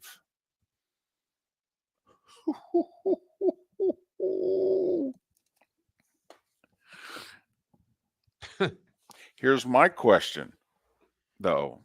I mean, does the high school kid have to participate? Seriously, does he have to participate in the draft? Or could he do like a JUCO year or a D2 year or an NAIA year and get around it and then pick where he wants to go? What if he goes to Bradenton and works out at IMG for the year and gets bigger? Would he avoid the draft? You know, I heard something. I know we don't do NBA that I found also interesting to listen to. I think it was on Gottlieb's show. He had some guest on. It might have been Cowherd's show. The face of the NBA is now we're about to have the face of the NBA be a European. I mean, like 4 of the top 5. If you really start listing, but LeBron's still the face of the league. Of course, he's not the best player. And Steph, LeBron and Steph, not equal. But after that, yeah, Luka, Giannis, Wemby's up and coming, Embiid. These guys are all European. Jokic, even though he doesn't have the personality for it. But I thought that was interesting. We've never had that in one of our leagues. Baseball's probably been the closest.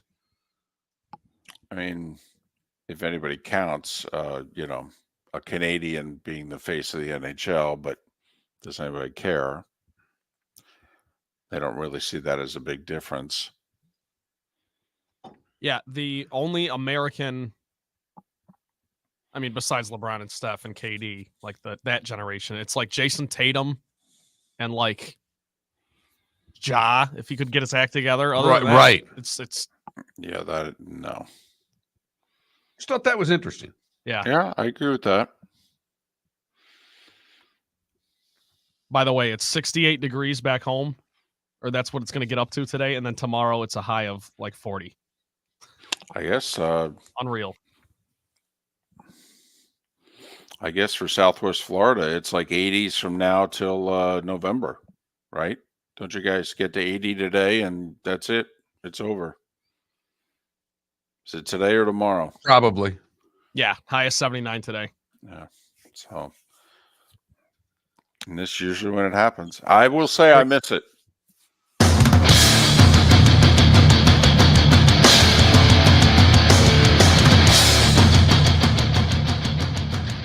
You are listening to Miller and Moulton, exclusively on the Florida Sports Network. And now here's Mark Miller and David Moulton. Diamond District bonus hour. Thanks so much for being with us on this final Tuesday of the month. Seth Everett, Pat Kerwin to join us on the show tomorrow. Pat flying to the combine today. And he hits the ground running. They've got 6 or 8 interviews this afternoon. And, Pat will join us and tell us what he thinks he knows and what he heard on the show tomorrow. I'll be with you guys in the studio tomorrow and Thursday. All right. It's nice that. Still look forward. Yeah. You'll look forward to that. I do. It's better in person. Sorry, Dave. Big day tomorrow. Cancer screening, getting taxes done. I mean, could you root canal somebody anymore? You didn't have time for the dentist? No, I transferred my proctologist not busy. I mean, right. That's a couple of things that I do in my new home, but there are things that people I trust for some big things, cancer and the IRS. So, I make the drive to the 239 for that. So, well, we're excited to have you. We got to figure out what the post-show meal is. Well, either Wednesday or Thursday. You guys were talking about, let's do it Thursday because I got the screening I got to race to tomorrow. So let's do the post-show meal on Thursday. But just something to look forward to. I'll be there, and I'll have warm weather clothes and 57 degrees air conditioning in the studio. I'm bringing it all with me. That's smart move. Be prepared for anything. Although winter has officially ended, I believe, in Southwest Florida. We're going to start seeing the 80s again, and I know it won't be in the 70s again till November. I mean, it'll be awesome, and hopefully in late November at that. But I have to admit, I got excited last segment talking a little baseball, and we talked baseball outside of the 6 o'clock hour, which is always a risky proposition. But I got excited. I did, starting to handicap the AL East and looking at the Rays and. I'm just how much are we going to cannonball into the deep end about the Yankees again this year? Orioles had a lot of young guys come through in a big way last year. Are we sure all those young guys are going to come through again? I think the position players will. I'm sold on their lineup. We sure all that young pitching's going to give them the innings and the production that they gave them last year? Remember, their closer blew out his elbow. They're going with Kimbrel as their closer. He ain't going to be as effective as the guy they had last year at closer, because that guy was damn near the best closer in the game. Rays are picked to finish 4th based on over-unders. The Jays are at 86.5. The Yankees are at 93.5. They don't even have, for whatever reason, they don't have Baltimore listed on the Hard Rock app, but the Rays are 84.5, and I'm going to make a safe assumption and say the Orioles over-under is going to be higher than that. I thought I'd read it's 95.5 on the Orioles. So, tell you what, the Yankees don't have enough starting pitching. No. But if they go get Blake Snell, because they're probably not going to get Jordan Montgomery because they already had him and he didn't pitch well for him. And so that seems to be off the table. They're trying to wait out Boris and Blake Snell, apparently, because every dollar that the Yankees spend on Blake Snell is essentially like spending $2 in terms of the luxury tax. So that's why signing Blake Snell to $30 million is a minimum $45 million and could be $60. So that's why the Yankees. But I think it's a bad look for the Yankees. The Yankees should never not sign anybody over money. No, it's tough when you're signing Snell to that kind of money, knowing that he's only going to pitch 5 innings a night. Yeah, maybe 6, but yes. Okay, I know. Well, on average, yes, it's going to be 5 innings a night. Right. Because for every 6-inning start, there's going to be a 3 or a 4-inning start in there. And that's just the part that you've got to wrap your head around.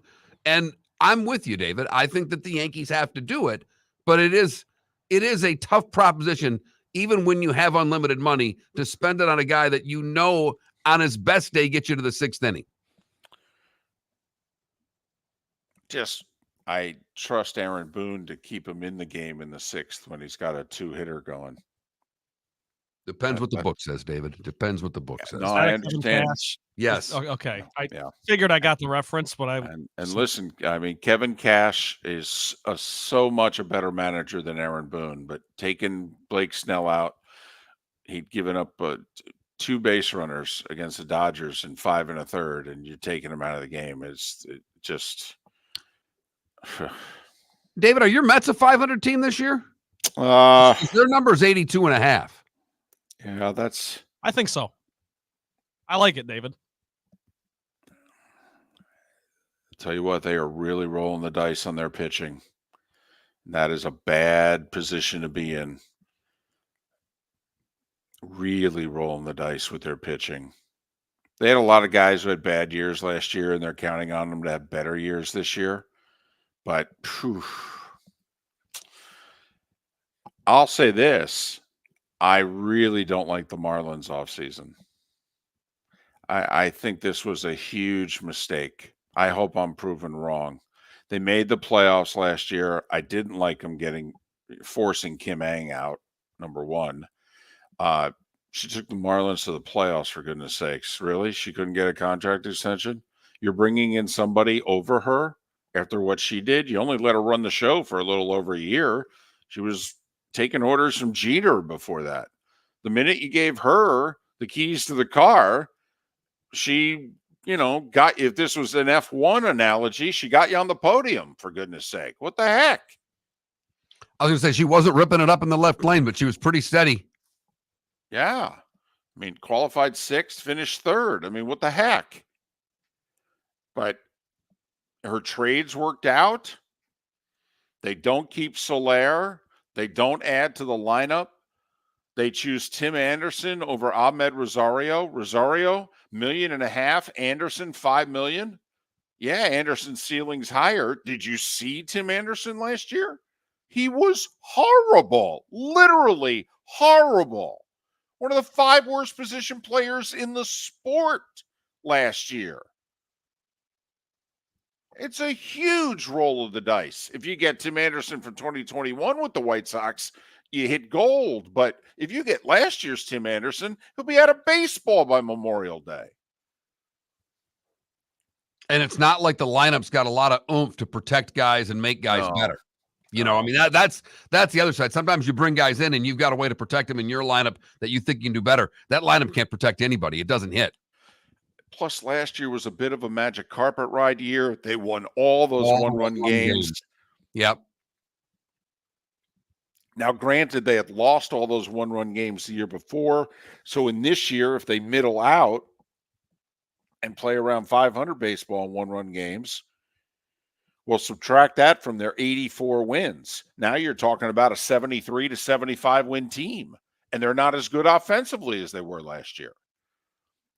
I know their pitching's good, but it's not good enough to overcome the rest of the roster, in my opinion. Well, in that division as well. Well, yeah, because you got 2 teams that are good to start the year. I mean, the Braves are the best team in baseball, and the Phillies are good. And the Mets will be better than they were a year ago. And then there's the Nationals. But I was excited talking a little Rays there, talking a little baseball. We talked Rays and Marlins. I mean, you should be giddy. You got to drive today. You can put on MLB radio. I mean, you're going to have a hell of a day, David. I know. If we could just get a signing today, late morning, if we could get a signing, I could listen to that the whole drive. That would be phenomenal. We can get a Blake Snell, the Red Sox doing something, or a Blake Snell signing. That's gold. That'd take me right through. With all the behind-the-scenes stuff David's been saying the last couple of weeks about his disgust with the MLB offseason, I don't think anything would make David happier than a signing today. Fire somebody today. Honestly, trade somebody today. Fire somebody. I think the Red Sox fan base would be happy if they signed somebody today. You know who else would be happy? Their players. Yes. The one guy they paid in the last 3 years came out and said, we had a horrible offseason. We all know what we need. They apparently don't want to purchase it. Well, there you go. Do you remember how tough it was to get a ticket at Fenway Park? Apparently this year, you're going to be able to just walk up to just about any game and buy a good seat. I mean, they apparently have lost half their season ticket base. That goes back to, this is pre-Theo. This is even pre-Dan Duquette. Apparently this is going back a while as the last time you could get Red Sox tickets like this. They're not in favor of the teardown, David. 2 years ago, they were in the ALCS. Right. Now, granted, I think 3 of the last 4 years they finished last. I mean, the Red Sox have had a phenomenon. Remember the one year, 2012, they finished last. 2013, they won the World Series. They've been a little Jekyll and Hyde-ish here. But what have they done? They've let a lot of good players, a lot of players that were well-liked go. Yeah. They're like the Cowboys, though. Every year you got to go year to year. Push all your chips in the middle every single year. They should. I have to admit, I don't quite understand. They said to the guy that they hired as GM, we don't want you to re-sign Mookie. We don't want you to spend the money on this guy. We want you to trade him, get the assets. Our farm system's one of the 5 worst in baseball. We need you to build it back up. Now the Red Sox system's top 10. He does everything you want. One of the 4 years they actually go to the ALCS and they fire him. Now the fan base can disagree with what he did, but he literally did everything he was told to do. I mean, I don't understand why you just don't sit down and say, okay, now we're changing course. We want you to do this, this, and this. Okay, boss.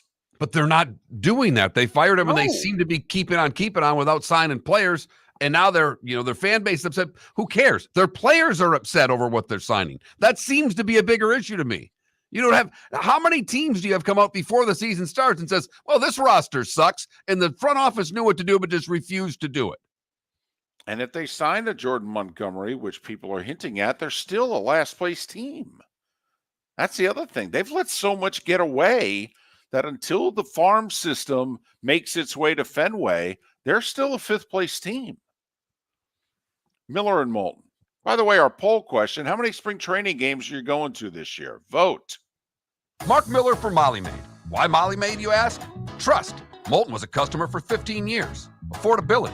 Didn't I just say Moulton was a customer for 15 years? Worry-free services. Our professional house cleaners are fully insured and a 24-hour warranty. Call Molly Maids today at 239-774-5839. That's 239-774-5839 or online at mollymaid.com/FTMYERS. That's mollymaid.com/FTMYERS. Hello, friends and family of Southwest Florida. Are you looking to tap into the electric vehicle market?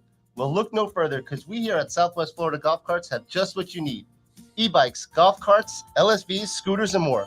Come down and talk with one of our experienced sales reps, have a soda and a smile, and you could be cruising the streets in your new EV today. Stop by the store or visit our website at flgolfcarts.com and enter for a chance to win $100 off your next purchase by answering John's monthly sports question. The law firm of Michael F. Hornung specializes in criminal defense, DUI, personal injury, nursing home claims, and auto accidents. I'm a former prosecutor with over 34 years of experience. The information I know is information you need to know. If you've been arrested for a DUI, time is of the essence to maintain your driving privileges. Call the law firm of Michael F. Hornung for a free consultation.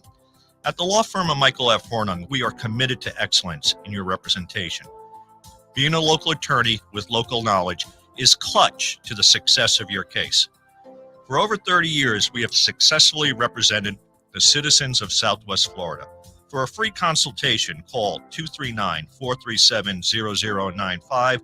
That's 239-437-0095. Our offices are conveniently located in Fort Myers. Visit online at mfh-law.com. You are listening to Miller and Moulton on the Florida Sports Network.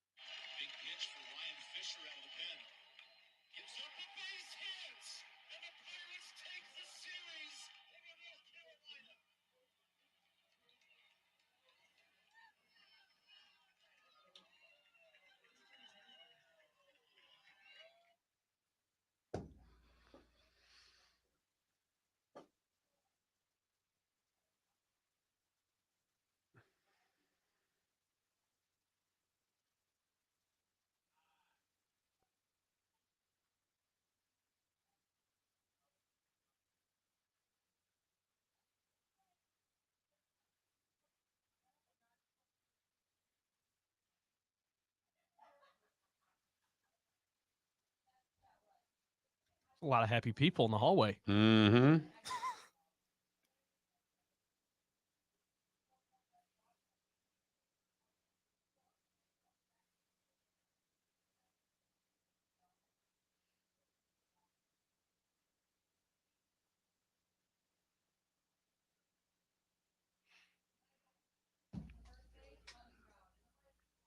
Not a lot in the system tonight there, Kilo's dad.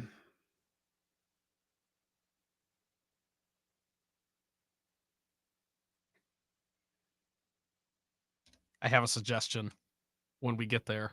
It's Utah State. That's the game. Where are they at? Fresno State, who sucks. Oh, yeah. No, that's not. Fresno State's getting 11.5. Oh, boy. That is the only system in Kentucky, but Mississippi State's favored. So it doesn't even fit.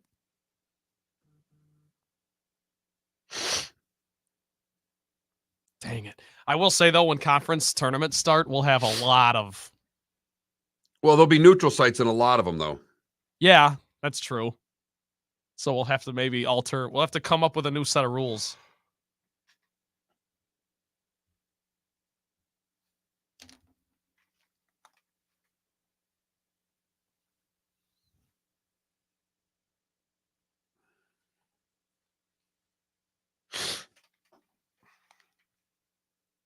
So rock and roll is pretty much dead, but every now and then there's a good album that comes out. Okay. Ace Frehley released a very, very good album. Oh, stop it. It's good. Stop it. The guitar stuff on Stop it. it. Great. He's 180 years old. It's not rock and roll if the guy can qualify for Social Security.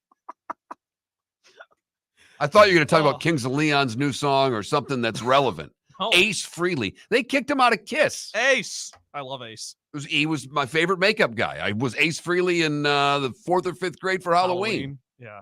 Yeah, they kicked him out because he's just an absolute fall over drunk all the time.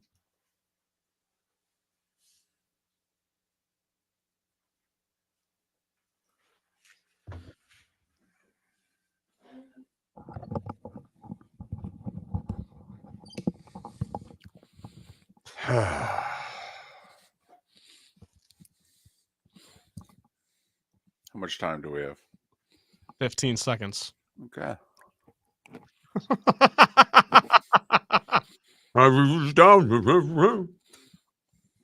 You made a sandwich during the break? I did. Welcome to the bonus hour, brought to you by Jason and Todd at the Diamond District. And now, here's Mark Miller and David Moulton.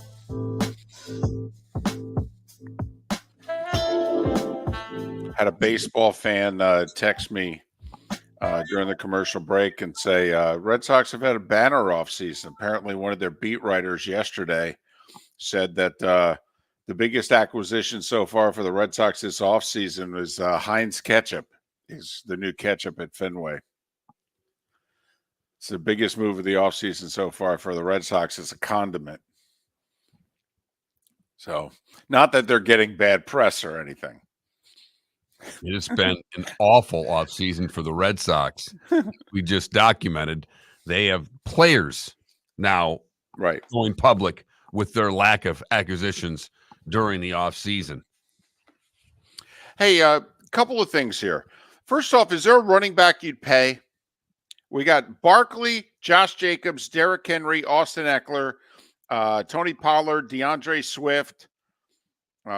You could even go Devin Singletary, Zach Moss, Dobbins is coming back from an Achilles. Is there a running back that you would pay? Well, define, not to be a jerk here, but define pay. 3 years? 10 or more million for 2 or 3 years? No. So you wouldn't guarantee 30 million over 3 years for any of those backs. Barkley would be close. Barkley's tag is 12-1. So is Jacobs' tag. Yeah, I'm not sure I care much about the tag because with all these running backs being available, I don't know how any of them can think they're going to get $12 million.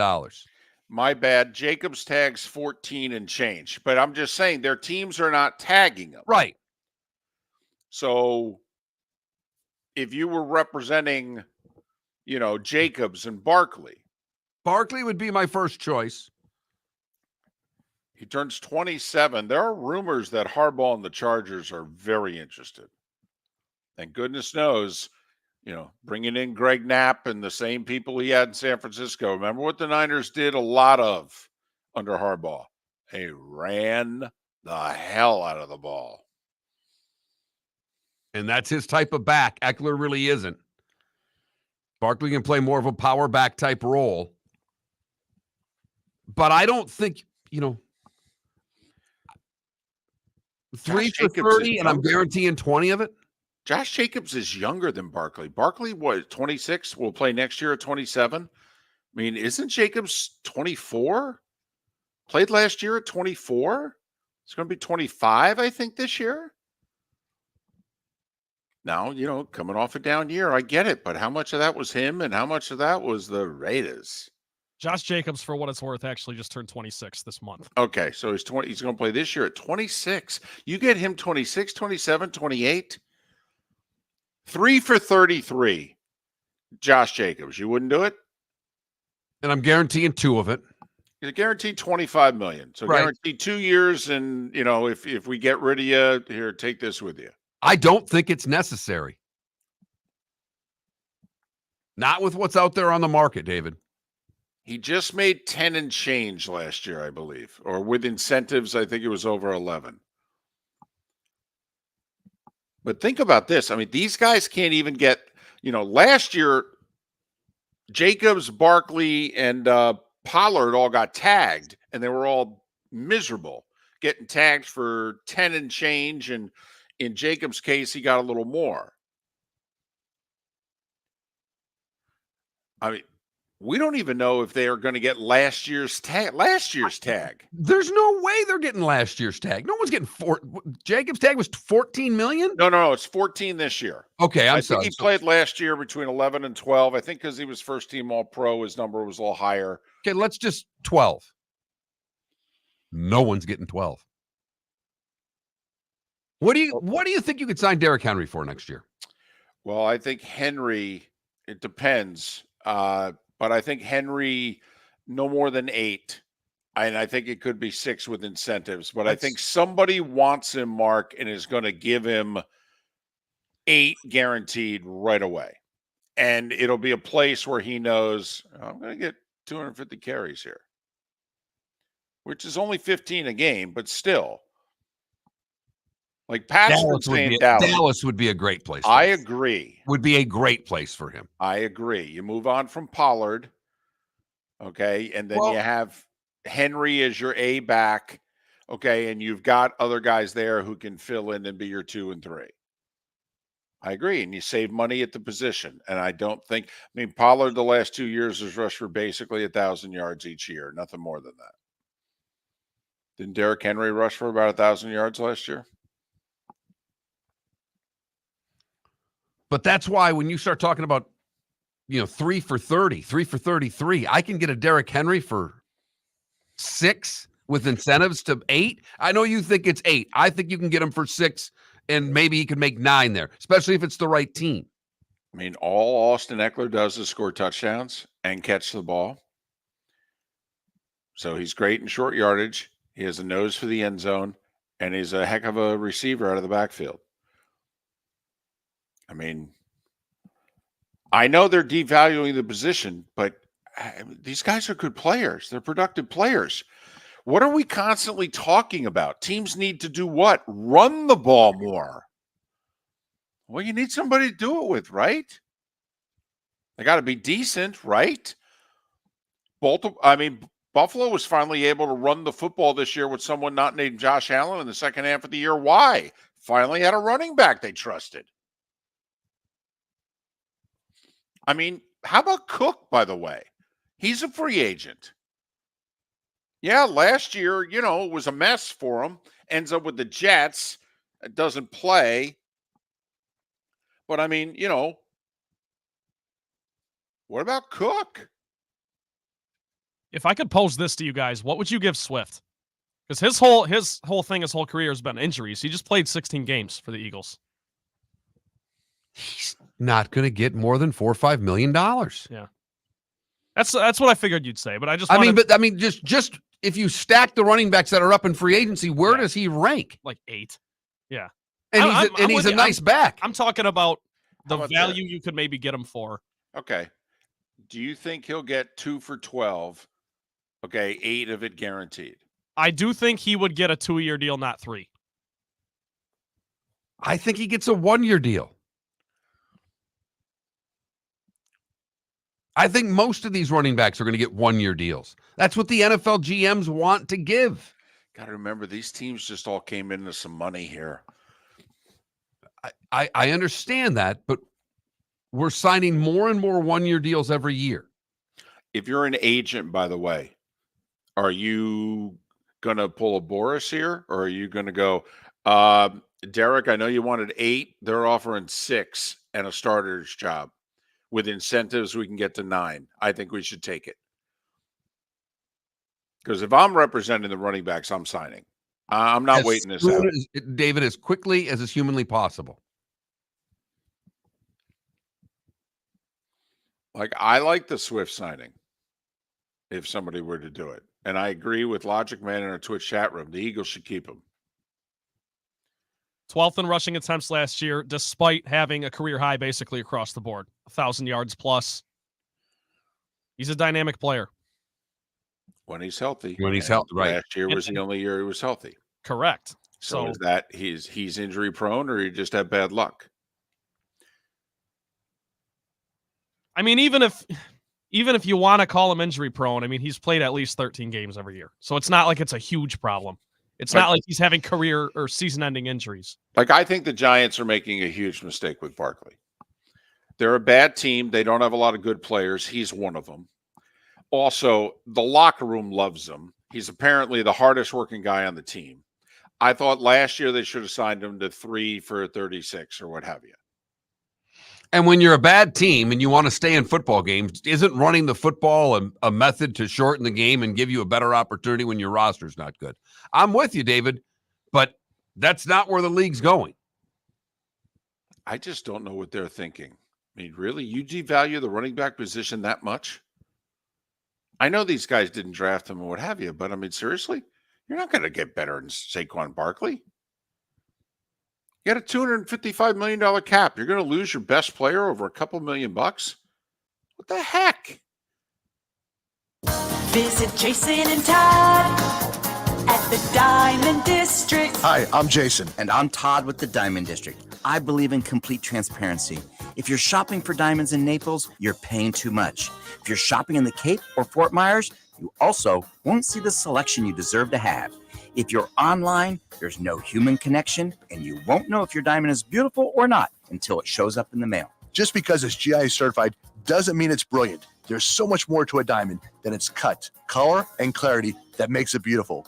Visit us at the Diamond District for a non-commissioned and educational presentation, and quit paying more in Naples or buying blind from the internet. The Diamond District has the rarest diamonds from 1/2 carat to 10 carats. You won't find a bigger selection or better value. And you won't find a better buying experience. Jason and I are in the store nearly every day, and we look forward to shaking your hand and welcoming you to our Diamond District family. At the Diamond District. The law firm of Michael F. Hornung specializes in criminal defense, DUI, personal injury, nursing home claims, and auto accidents. I'm a former prosecutor with over 34 years of experience. The information I know is information you need to know. If you've been arrested for a DUI, time is of the essence to maintain your driving privileges. Call the law firm of Michael F. Hornung for a free consultation. At the law firm of Michael F. Hornung, we are committed to excellence in your representation. Being a local attorney with local knowledge is clutch to the success of your case. For over 30 years, we have successfully represented the citizens of Southwest Florida. For a free consultation, call 239-437-0095. That's 239-437-0095. Our offices are conveniently located in Fort Myers.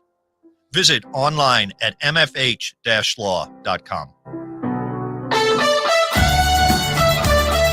You are listening to Miller and Moulton on the Florida Sports Network.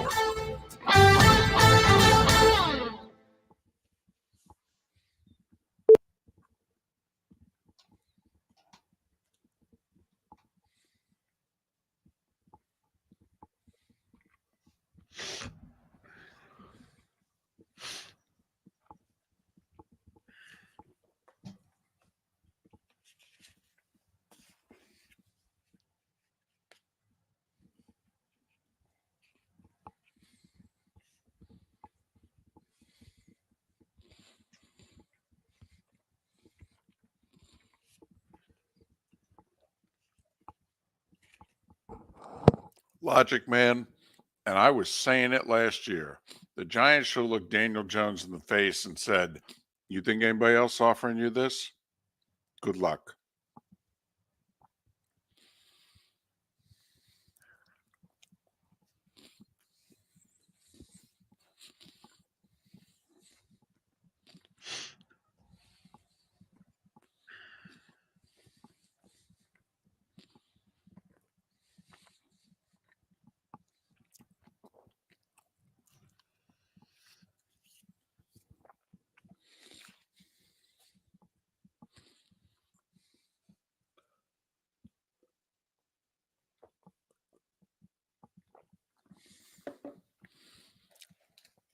Like, it's really interested with Baker Mayfield.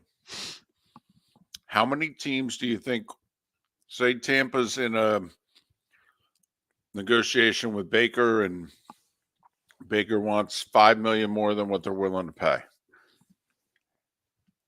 Do you think the Bucs would lose Baker on the open market? Yes or no? Think about who's going to bid for him. Atlanta's about the only team I can think of. Pittsburgh has said they're not going to play this game. I mean, maybe New England, David. Maybe. I mean, I'm just, for sake of discussion. But if you're Baker Mayfield, you're going to go to New England? No, I'm just, you Right. asked me who might bid for him. I didn't say where you. No, that's fair. Like, here's the question. Do you think Denver, do you think Sean Payton would say, "Oh, I'll take Baker Mayfield"? Or will he go, "It's a slightly bigger version of what I had"? The latter, I think. Seattle's set with what they're doing because they've reworked Geno for another year, right? Well, all they did was keep him on the roster.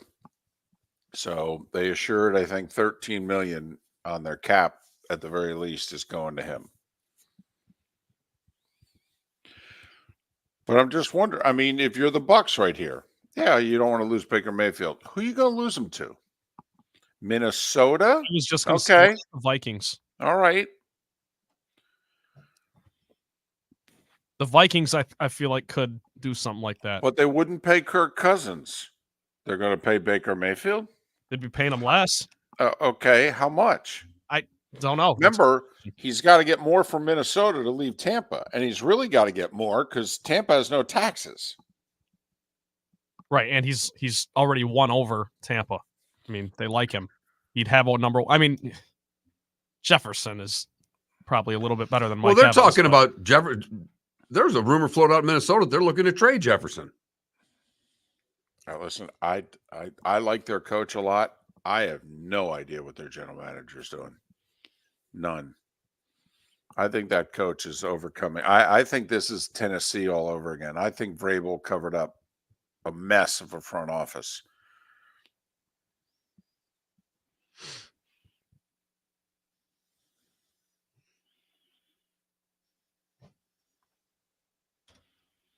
Way too early for this, but do you think Minnesota finishes last in the North?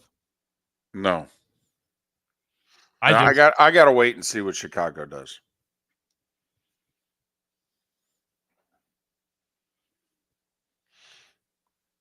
I got to wait and see who Minnesota's quarterback is.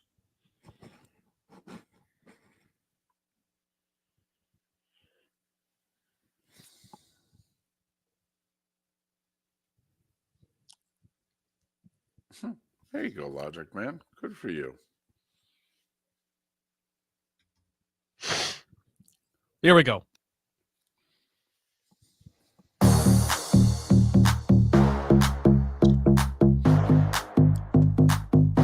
Welcome to the bonus hour, brought to you by Jason and Todd at the Diamond District. And now, here's Mark Miller and David Moulton. Last segment of the final Tuesday in February. Thanks for being with us. Diamond District bonus hour for Miller and Moulton. Pat Kerwin, Seth Everett on the show tomorrow. So we got that going for us, which is nice. It's time for someone to take back this segment, if for no other reason than to stop David from talking about Meghan and Harry. Here's Mark Miller with Today Was the Day When. 1901 we start today, David. Because before today in 1901, I don't know what they did with foul balls, but the NL Rules Committee ruled that fouls are strikes except after 2 strikes. Seems kind of important to the game. Well, yeah, because I think it was a strikeout, wasn't it? Wasn't it an out? Yeah, I don't know what the alternative would have been. I think before 1901, if you had 2 strikes on you and you fouled it off, I thought you were out. You couldn't battle. You couldn't stay in there. That'd speed the game up. 1960. This was the first time we beat Russia. Squaw Valley, 3-2, USA over Russia en route to a gold medal. Herb Brooks, the final cut on the 1960 U.S. Olympic hockey team. In fact, the team picture was taken. He was in it. Today in 66, Petty wins the 500, which was just kind of what he did. 1968. This is when Cronkite said we're going to lose the war in Vietnam on the CBS News. Yeah, that changed things. Lyndon Johnson, like days later, said, yeah, you know what? I'm not going to run. Paul McCartney and Stevie Wonder record Ebony and Ivory today in 1981. Don't you think of Saturday Night Live? Yes. Yes. Piscopo and Eddie Murphy. Piscopo doing Frank Sinatra and Eddie Murphy doing Stevie Wonder. Trent, Google it. Look it up. You'll laugh out loud. If you know the song, you'll laugh. Okay. If you don't know the song, it might not do as much. I do love Eddie Murphy. He always gets me. Today in 87, the NCAA cancels SMU's entire 1987 schedule. They had it. Gene Sarenson, John Steinbeck, Elizabeth Taylor, Howard Hessman all born today. Joanne Woodward's 94. Guitarist Neil Sean, 70. James Worthy is 63. Jockey Kent DeSormo's 54. God, I won a lot of money on him.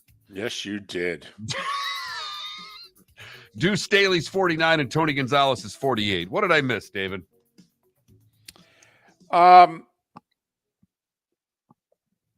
So in 1980, they had the Grammys today.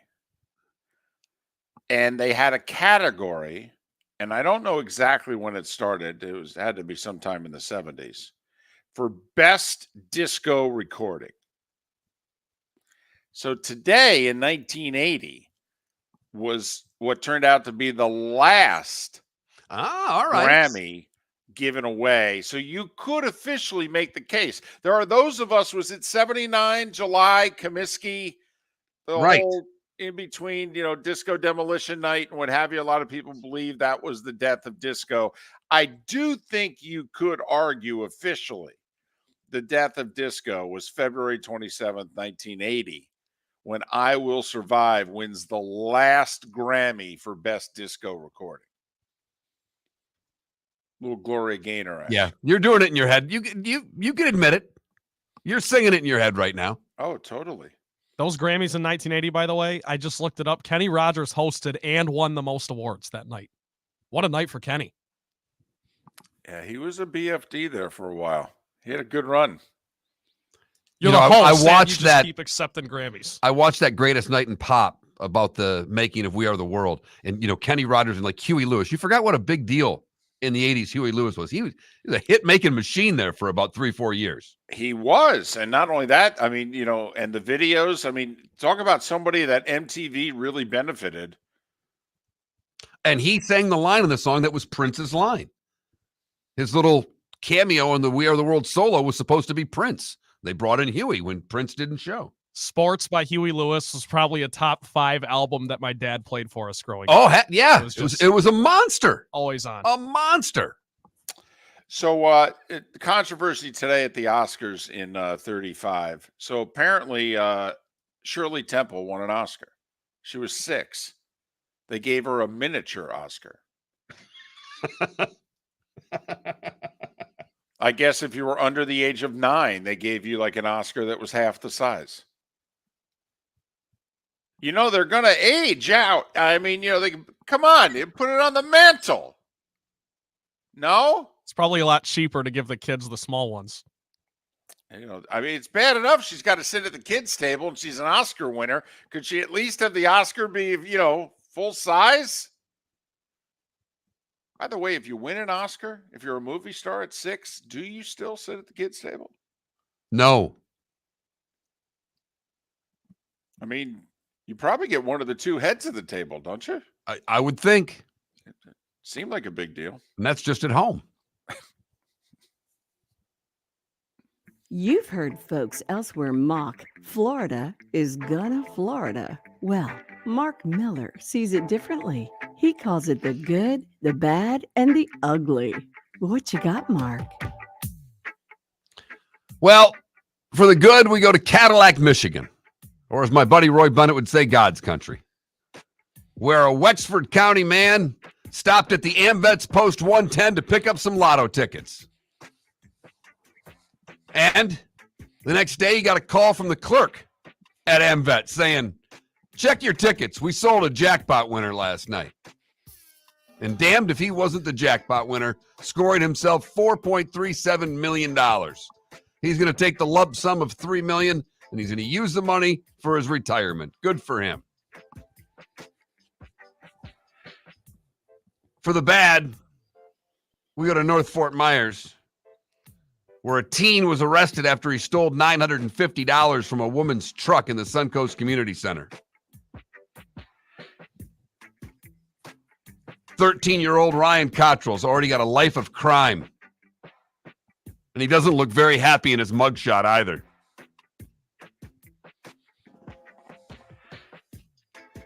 For the ugly, we'll stay in Southwest Florida, where a Fort Myers man is accused of breaking into Page Field and attempting to steal an airplane.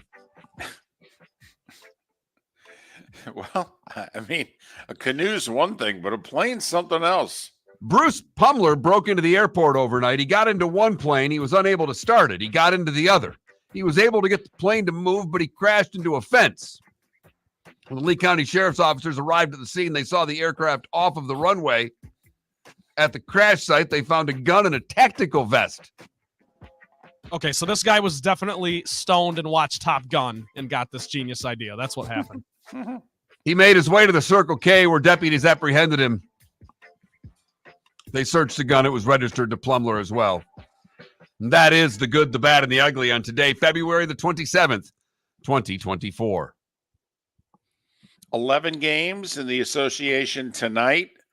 The TNT double dip, Philly at Boston. You know, if Embiid was playing, but Boston's a 12.5-point favorite.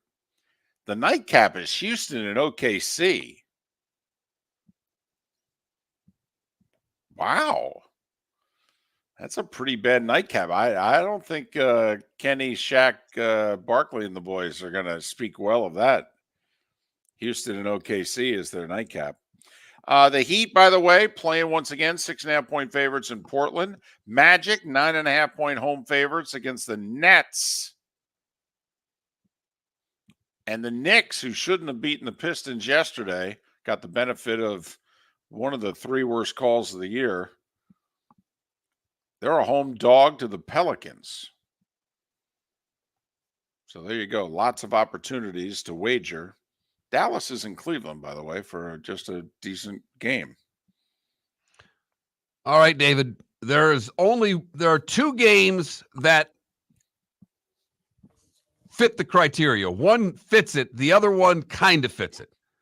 Kentucky is on the road, 16th ranked Kentucky on the road at Mississippi State. Mississippi State's a 3.5-point favorite, by the way. Right, not the other way around. And the other one is Utah State, 22nd ranked in the country. They are at Fresno State. Fresno State is a dumpster fire. They're 9th in the Mountain West. They're getting 11.5 at home. We're supposed to blindly just take Fresno State. This is our system. It's working. It's working big. We took Michigan at home against Purdue, and Michigan's a dumpster fire.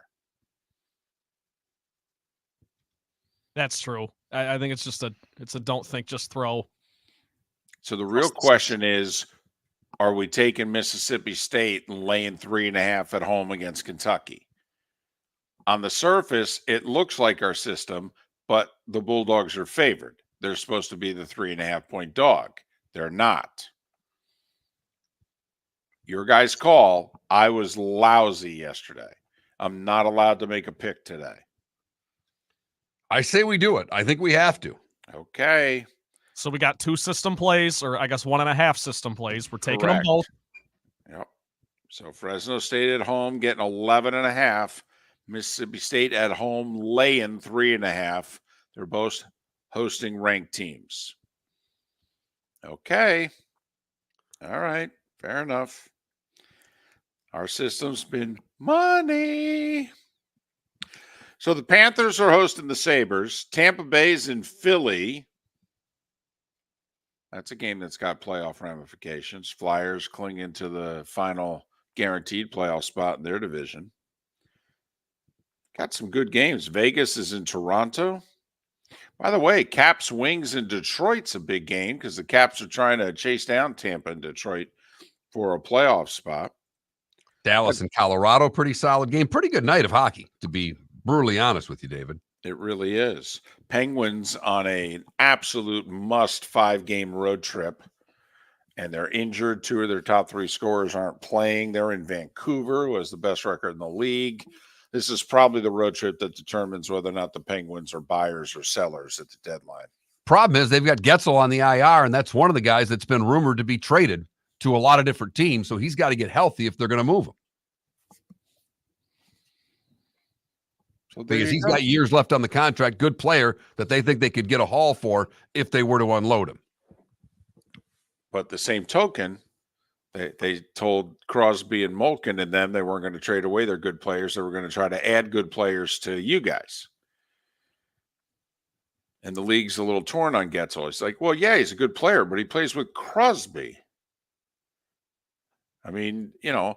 There are some of us that think that I could score a few goals, putting my stick on the ice and going to the net with Sidney Crosby as my teammate. Yes, I understand completely what you're saying. Right. I think Mark Miller's a point-a-game guy with Crosby. Apparently, that's not the case. They put other people with him. They're not a point-a-game guy, but I don't know. So anyway, that's just some of what's out there. I have a proposal. Uh-oh. I want to see if I can convince you guys at all. The Pistons against the spread this year. They're an exact coin flip. They're 28-28-1. One push. They are 11.5-point dogs against the Bulls tonight, who suck. And yes, I know the Pistons suck, but the Pistons coming off last night's snafu, they can cover 11.5. That wasn't a snafu. They got screwed. That's not a snafu. A snafu was the AT&T phone outage. It cost us Micah Ruzioni. That was the snafu. Well played, David. I like that a lot. But they're 11.5-point dogs coming off of that. I think they're going to play hard, and they're playing another bad team. So, yeah, they might lose, but they'll lose by 8, not 12. Come on. The Pistons, I don't think you're allowed to call someone else bad. Okay, maybe Washington, they've won 9 games. San Antonio's won 11. Charlotte and Portland have each won 15. That's about, I think, how far you, Mr. Piston, can go. The Bulls are the 9 seed in the East. They are 19 games ahead of the Pistons in the standings. And think about it. All of those Knick players that were playing for the Pistons wanted to go back and beat the team that traded them. They're going to give a little more effort in that game. Now it's the second game in as many nights. Tough to do in the NBA. I hear you. It's a big number. That's all. It's a big number. The Pistons are 6-4 against the spread in February. They're going to cap it off tonight. 7-4. Come on. Put it this way. I'd rather take the Heat and lay the 6.5 at Portland. Okay. Well, I'll say this. I like that too, actually. Young Trent's been on an NBA roll here. So, Trent, you could take my money and do whatever you want with it. Mark's money, he may not let you have it. No, he just buys hot dogs for me. That's how that works. Yeah, but I don't know how many more we're going to buy, considering that you ate one and got to go box. Yeah. For a hot dog. Miller and Moulton. So much work to be done. Located on the East Trail, locally owned Naples